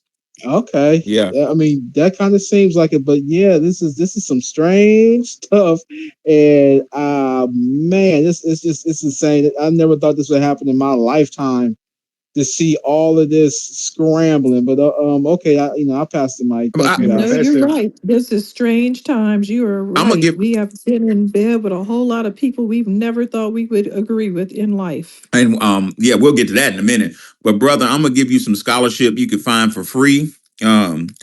Or 99 cents at a bookstore. Look at James Baldwin, The Fire Next Time. In the 50s, James Baldwin detected this shit. He said, basically, if you don't apologize and make right the trauma that was done to the black Negro freemen, then the shit's gonna fall to pieces. They needed us the whole time. We have been the glue that keeps this country together. I say it over and over and over again. I usually put a hierarchy in my jumbotron, a triangle that has the peasants at the bottom, peasants and serfs. Well, if you think of a pyramid would not stand unless it was standing on some type of foundation. Ladies and gentlemen, we have been the foundation of this country, and we still are. I said Dr. Tariq Nasheed. That's appropriate. Dr. Tariq Nasheed, called us foundational Black Americans because we're the foundation of that pyramid. So what we've done is stepped out of that foundational support. Ladies and gentlemen, our grandparents have supported this country. We fought and we paid taxes. We dealt with oppression, and we just dealt with it in the hope that things would change. My parents, the baby boomers, reap benefits of that change and didn't do anything to support it for us. So now we have Gen Xers and millennials and Gen Z out in a world where we're refusing to be the foundation of that pyramid, and the pyramid is toppling. And what you see is the leaders of that pyramid running back to us to say, "What can I do to get you back in that supporting role?" What that's called, ladies and gentlemen, is power. Fire Nagy, what's on your mind? I want to say this real quick. A point that I saw, it popped up in my feed, and I try to retweet this stuff so everybody else can see it. Can you hear me? You guys hear me? Yes. Yes, sir. I hit the mute button. Yes, sir. Okay. Okay. Yeah, because I'm driving to make sure. Was that 44 of the 58 congressional Black Caucus members are immigrants, and I've thought this for a while, and that the Democratic Party has tried to manufacture our representation for us, so they can get compliant Negroes, in office to do their bidding. Well, the problem with that is that when you manufacture representation, is you're not getting an accurate appraisal of how the people on the bottom feel. Right. And if you exercise too much benign neglect over time, people just say nothing ever changes. So I think that a lot of our rage is righteous indignation, but I just also think the Democrats will never get a lot of Black support back because they have manufactured our representation so much that people don't trust them at any point. And that's just, it's strange for them to have done that. But to try to control your electorate through misinformation and trying to manufacture who can speak for you is also so dangerous because it will they'll just tune you out after a while. Yeah. I'm gonna say quickly, the Democratic Party, and I don't know everything. Please, somebody challenge me with textual evidence. But from my read of the Democratic Party, they've never been, like I said earlier, they've never been a friend of the Black American. The Democratic Party, from my read, has always, even when it was a Dixiecrat, been a party to pit immigrants against the foundational Black American. They just do it in a way that they seem like a friend. And I think the foundational Black American man and woman has peeped that game, and it's just nowhere to go from that. I just wanted to make a quick comment before BJ goes. They said that female athletes lost 900 medals to men. 900 medals. That's a lot of damn medals. Okay. That's outrageous. It's unacceptable. Yeah, definitely. First, I want to say, let's, talking economics as well as politics and history and where it ties in with foundational Black Americans. And when we're talking about the left, have always been detrimental to foundational Black Americans, right? Most Democrats were slave owners or benefited from slavery. And so when you fast forward 50, almost 60 years later, this country went into a depression because it didn't have free Black labor, right? And so what saved this economy was going into World War II. So when we went into World War II, we were the only country that didn't get bombed. So all of the major American companies shut down their assembly lines to produce weapons, right, on a mass scale for the Allies. And so for once the troops went over to fight in the war, and we were fighting on two war fronts, so the men and the women, well, Black folks and women were able to work in these factories and get jobs and move, which caused what we know as the Great Migration, right?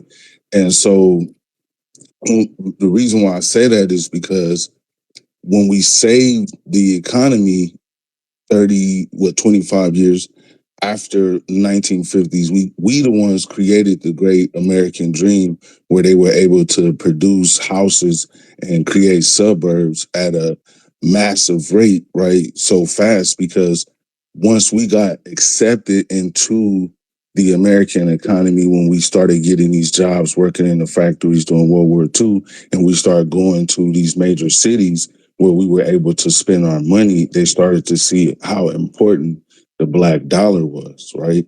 And so, and how strong our spending is within this country. So that's how we were able to create, these great black economies like Black Wall Street and all that. Because of racism, we can only spend amongst ourselves. And so while we were getting richer, the country was getting poorer at the same time, right? So in the 1920s, you know what I mean, 1930s, blacks had, you started to see elite blacks, or upper middle class blacks started to, spring about, or whatever the case may be. And so to be able to control and have that wealth, the Democrats or the left created what we know as public housing and all of these free programs. But on the backside of that, they also created policies like the three strikes law and all of those things, because crime is a business, right? I want to put that in perspective, because what you're saying is true. White supremacy is a business, and gentleman BJ just really identified something that I'm concerned with, because America goes through these cycles. When she hits the apex of her exploitive ability with different groups, she goes to war. So you best believe we gearing up for a war right now, because the exploitation of the foundational Black and American man and woman is over with, and we're not acquiring enough immigrants to exploit. Back to what he said about war, I wanted to point out something very clear about World War II, which, like he said, boosted the economy, the big war, right? What brought us into World War II? Do y'all think it was Hitler's attacks on the Jews? No. Dr. Howard Zinn said it was not Hitler's attacks on the Jews that brought the United States into World War II, any more than enslavement of 4 million blacks brought the Civil War in 1861. It was about money, and it was about racism. Dr. Howard Zinn says the Japanese attack on a link in the American Empire got us into the war. Why? Because they weren't white. Some non-white people attacked the white power structure. Dr. Zinn says, so long as Japan remained a well-behaved, he uses those words, a well-behaved member, that imperial club of great powers who, in keeping the open door policy, were sharing the exploitation of China. Guys, there it is. Black Americans, that directly applies to us. What keeps a white system of white supremacy together is the exploitation of other groups. Immigrants in America are allowed to be, like Dr. Zinn said, well-behaved members of society, so long as what? They got a goddamn gas station in our neighborhood. They selling us beer. They're exploiting us in some way. Exploitation keeps this system together.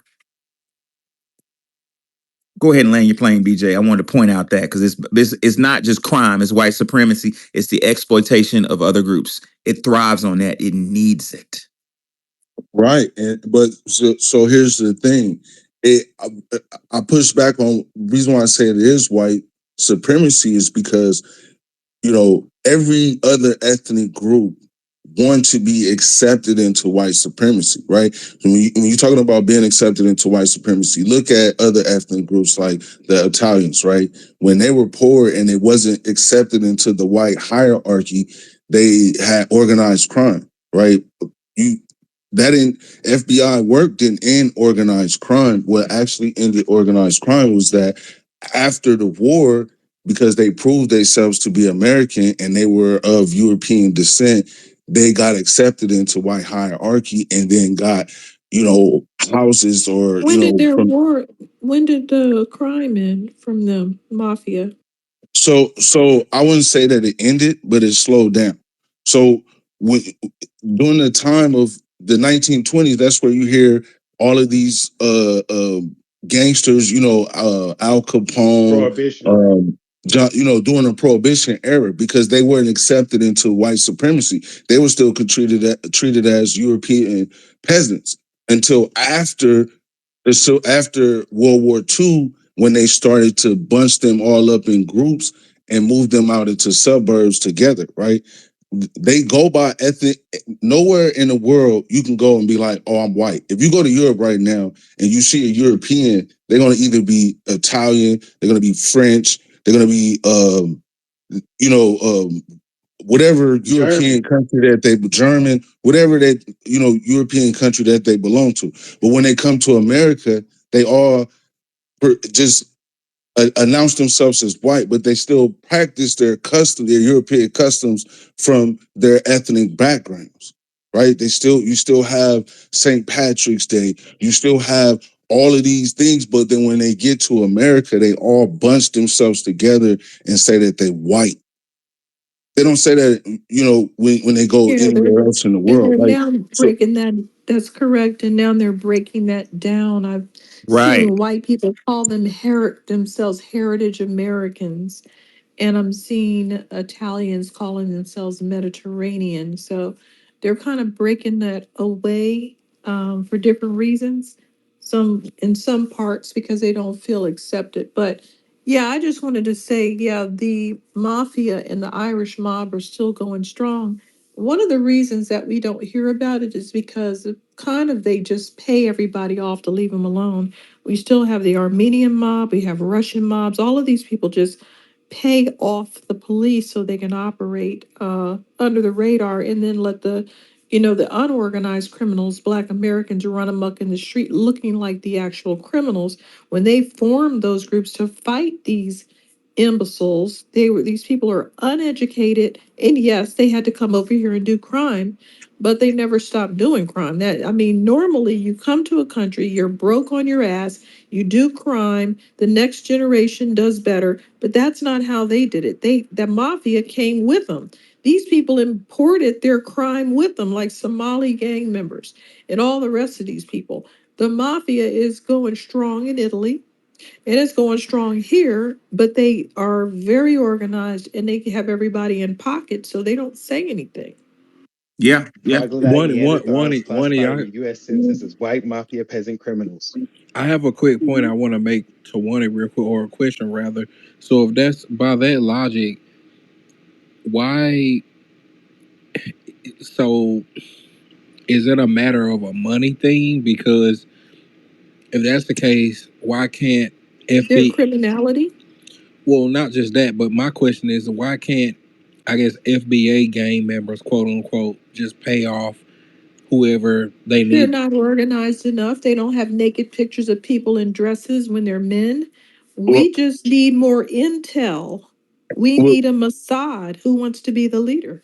And also I would add that to that you had government backing of that racist hierarchy system. Dr. Howard Zinn, when he's talking about the Irish, says, how could these new Irish immigrants themselves poor and despised become sympathetic with the black slave who is becoming more and more the center of agitation? Dr. Zinn closes with saying racist hostility became an easy substitute for class frustration. It's part of the machine, brother. It's part of how the country Well, runs. Is saying, "Hey, get the black folks, and you can do crime. I'm gonna turn my well, head." let me say this. The mafia has been going on a long time. If I look it up, it's going to be, it's old, okay? Very old. And it's already organized. When they came over here, it's already organized. They just tell the new people over here what to do.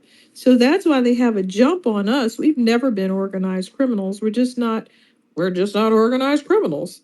And the other people are. We form these bands to protect ourselves in these communities, but we have never had a country behind us with a structured, um, organized criminal network. And these other people have. And this is how these other people have improved themselves in countries when they were illiterate, lice covered peasants when they got off those ships. That's how they survive, and that's how they survive now. That's how Armenians survive. That's why entire swaths of the San Fernando Valley have been taken over because they don't want you in their neighborhood while they're committing crime. They want to do what criminals do: intimidate everybody around them, extort the businesses. What's it going to look like if some white boy has a business in the middle of a Armenian street? He needs to intimidate that person, extort that person. No, that white person's going to call the police. That black business, they're going to call the police and say, who is this fool intimidating me and telling me to pay him part of my money? They won't go for it, but the Armenian businesses will go I for want it. to The protection. I want to bring what Onthespotts just said home to reality.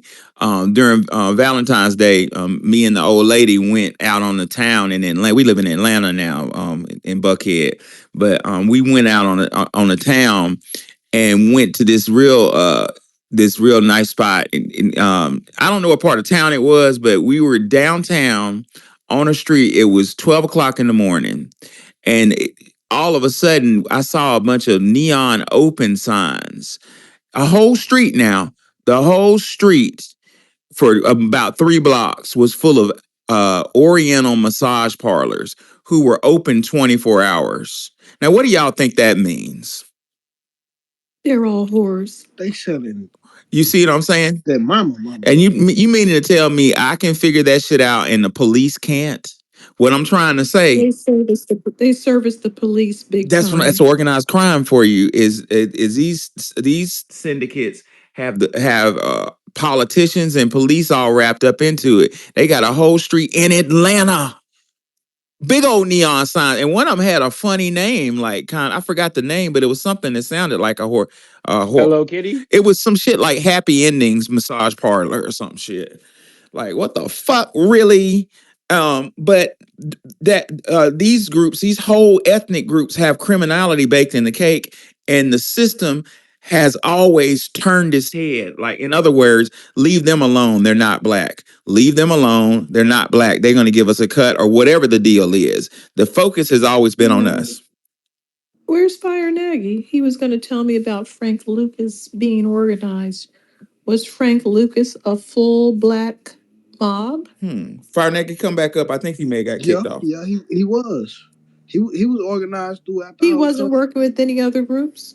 Yeah, he was. But Bumpy Johnson That's what I'm trying to was say. more They're just organized than running. Frank They were Lucas. running the black sections, from what I know, right? Yeah, Bumpy Johnson was. Or the And mafia. yeah, I was just listening. You hear me?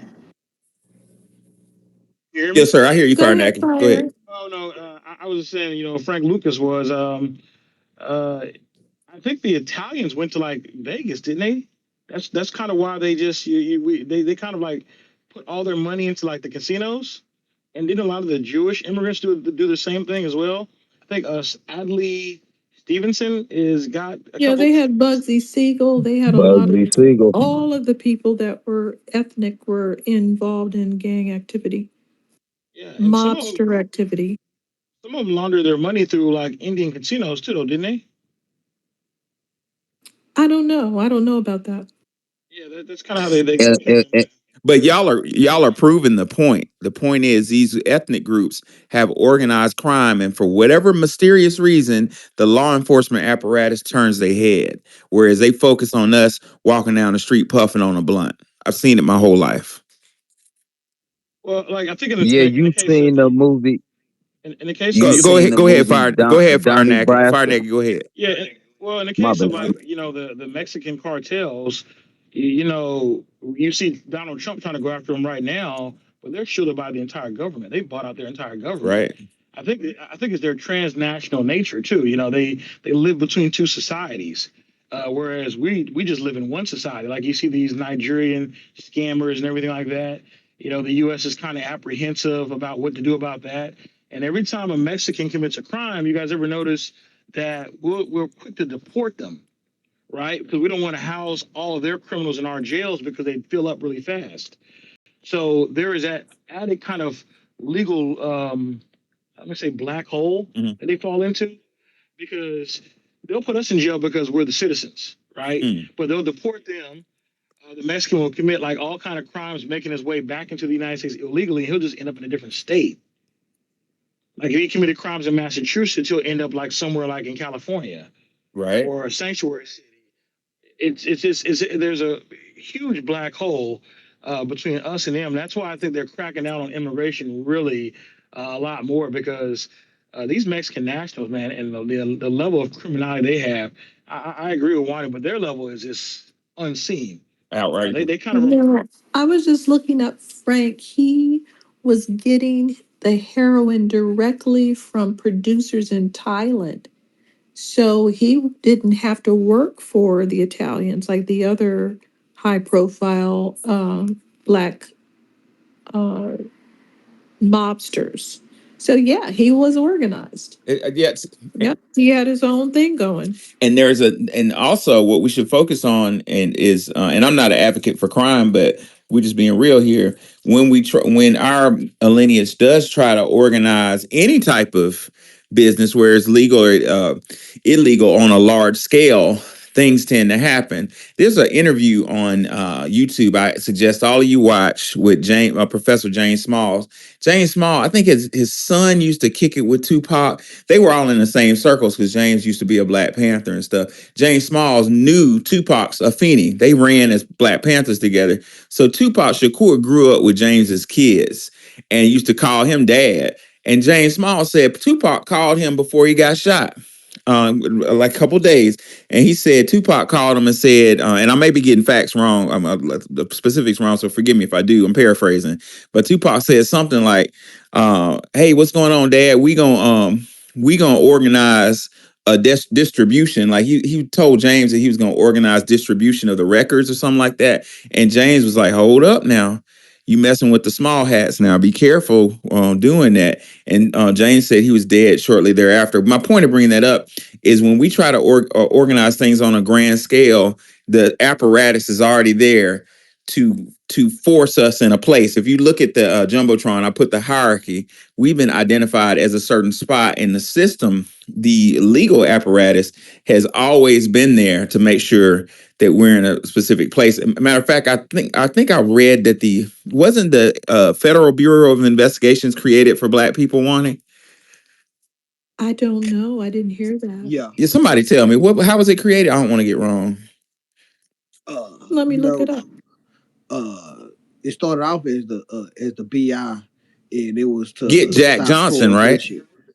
Yeah, Jack Johnson in to slow down the prohibition era I thought it was to or the keep, jazz movement. yeah, to That's keep white women from dating that's black what people that's too. what Yeah, I yeah, thought I read. you know, Cash. I'm trying to find a political a nice political way to say it.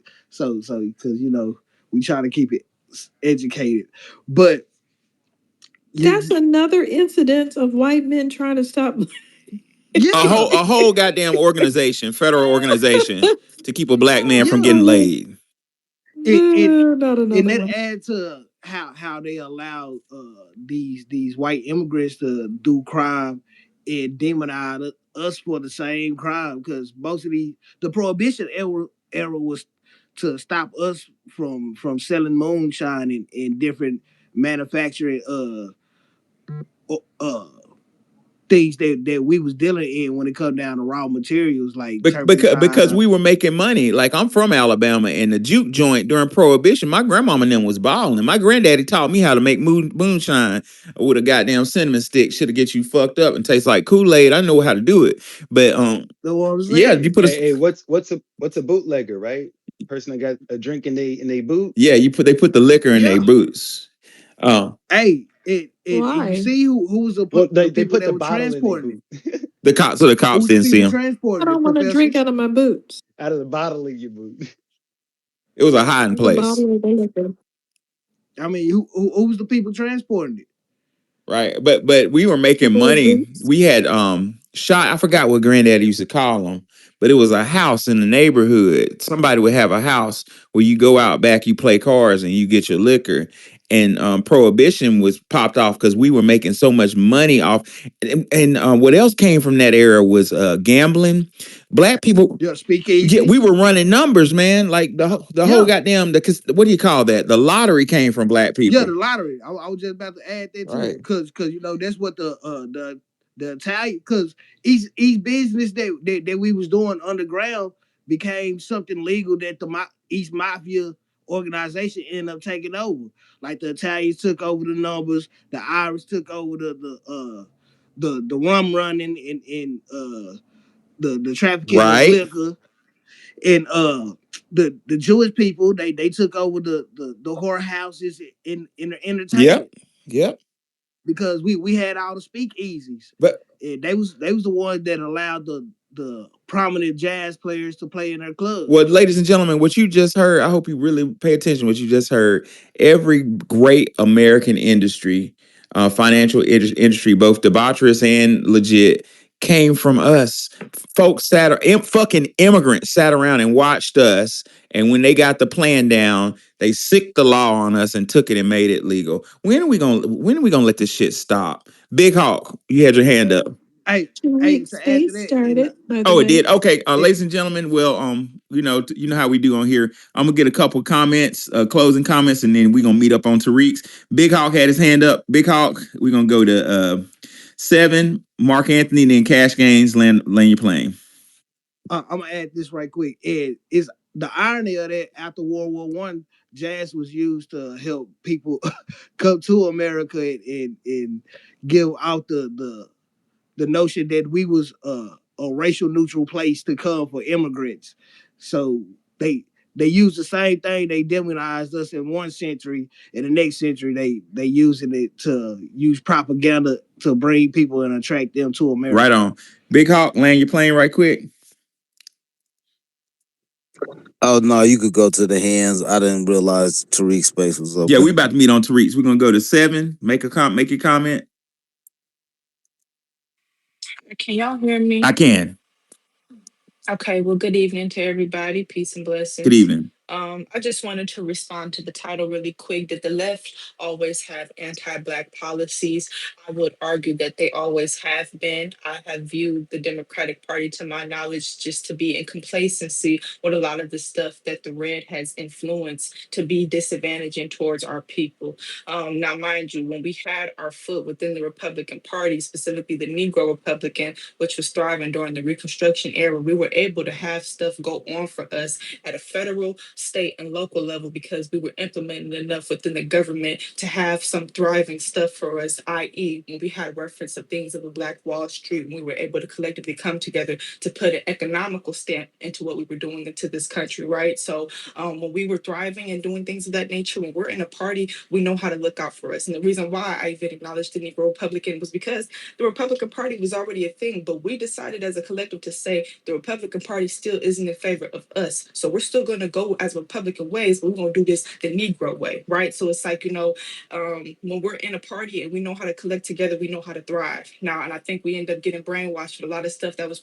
propaganda with the left. And I would have to say one of their biggest ways of how they did this in a more recent time was implementing the things that were well, not implementing, but being complacent to the things that were implemented during not the Reconstruction era, but during when Reagan was in office, when we were implementing things like 3-strike laws and massively highly incarcerating our Black men into place, right? That was then part of the dismantling of the Black household, trying to drive the man out of the house, then requiring things of now you can't be a simple carpenter anymore, you can't be a plumber and be beneficial to your community. Now we're actually asking you to walk across the stage. Now you need your GED. Now you actually need a high school diploma, right? It was a tactic against tactic to drive Black men out of the house and make them seem as though they weren't the providers that they were and make it seem like they were ineligible to sustain. So then what the left did after they implemented things in the 3-strike laws based off the Republicans, Democrats then pandered to the Black woman and to say, well, if we're incarcerating all of your men, if we're making them not eligible to pay and provide, we can then propaganda to you to say we have all the necessities that you need as long as you rely on us. We're going to cover all your groceries. We're going to cover your housing. We're going to cover any cash assistance that you need. Just make sure that you don't have a man in the house and just make sure that you just don't make over a certain amount of money, right? So it was a thing to always keep us complacent. And it was a thing to just not go against what was already put against us to not be in our favor. So since the Republican Party was having a heavy motion to incarcerate Hey, Black men and make seven. Black I women. love your bill, but we about to meet up on Tariq. So go ahead if you don't mind, love. Go ahead and land. But I love what you're No, saying, though. I'll land there. Okay, I'll land there just to say that the left has always been complacent with what the right has implemented. outstanding. Mark, go quickly land your plane, and we'll move on to Cash Games. Have final words. Yeah, can I be heard? Yes, sir. Go ahead. Okay. Um, responding to the question, yes, I can barely hear you.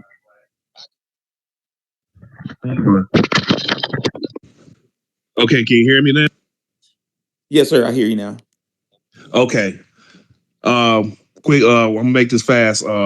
Yes, the left have always had anti-black policies. Malcolm X back in the '60s warned us repeatedly about the liberals, especially on that famous interview he did at UC Berkeley, which he Sure said did. the white liberal is the most dangerous person in America because he'll come to your community posing as the friend, while behind the scenes he's enacting policies that will undermine the black community. And right now we're paying for that, but we're Right. trying to get out of it. So I'm gonna land my plane right there. Appreciate it. And we'll have a space tomorrow where y'all can meet back up and express your ideas. Cash Gains, give us final words, my friend. Yeah, I just want us to ask ourselves, which party is saying all black people are the same?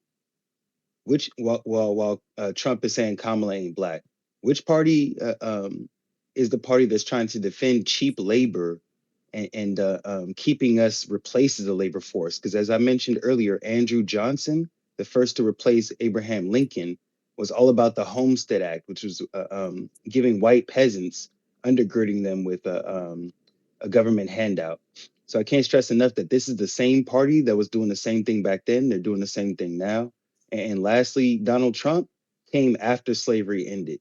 Just wanted to stress that. Thank you for having the space, Professor. See you over there. I love it. So, ladies and gentlemen, you can purchase my book by going on Our Story Publications, $sign Our Story Publications, putting $25 on it, and putting your full address and name and zip code. I'm sending out another group of books tomorrow morning. And if you already purchased, I appreciate your purchase. And I look forward to you reading my material. Guys, we're going to meet up on Tariq's stage. I'm going to see y'all on Tariq's in a minute.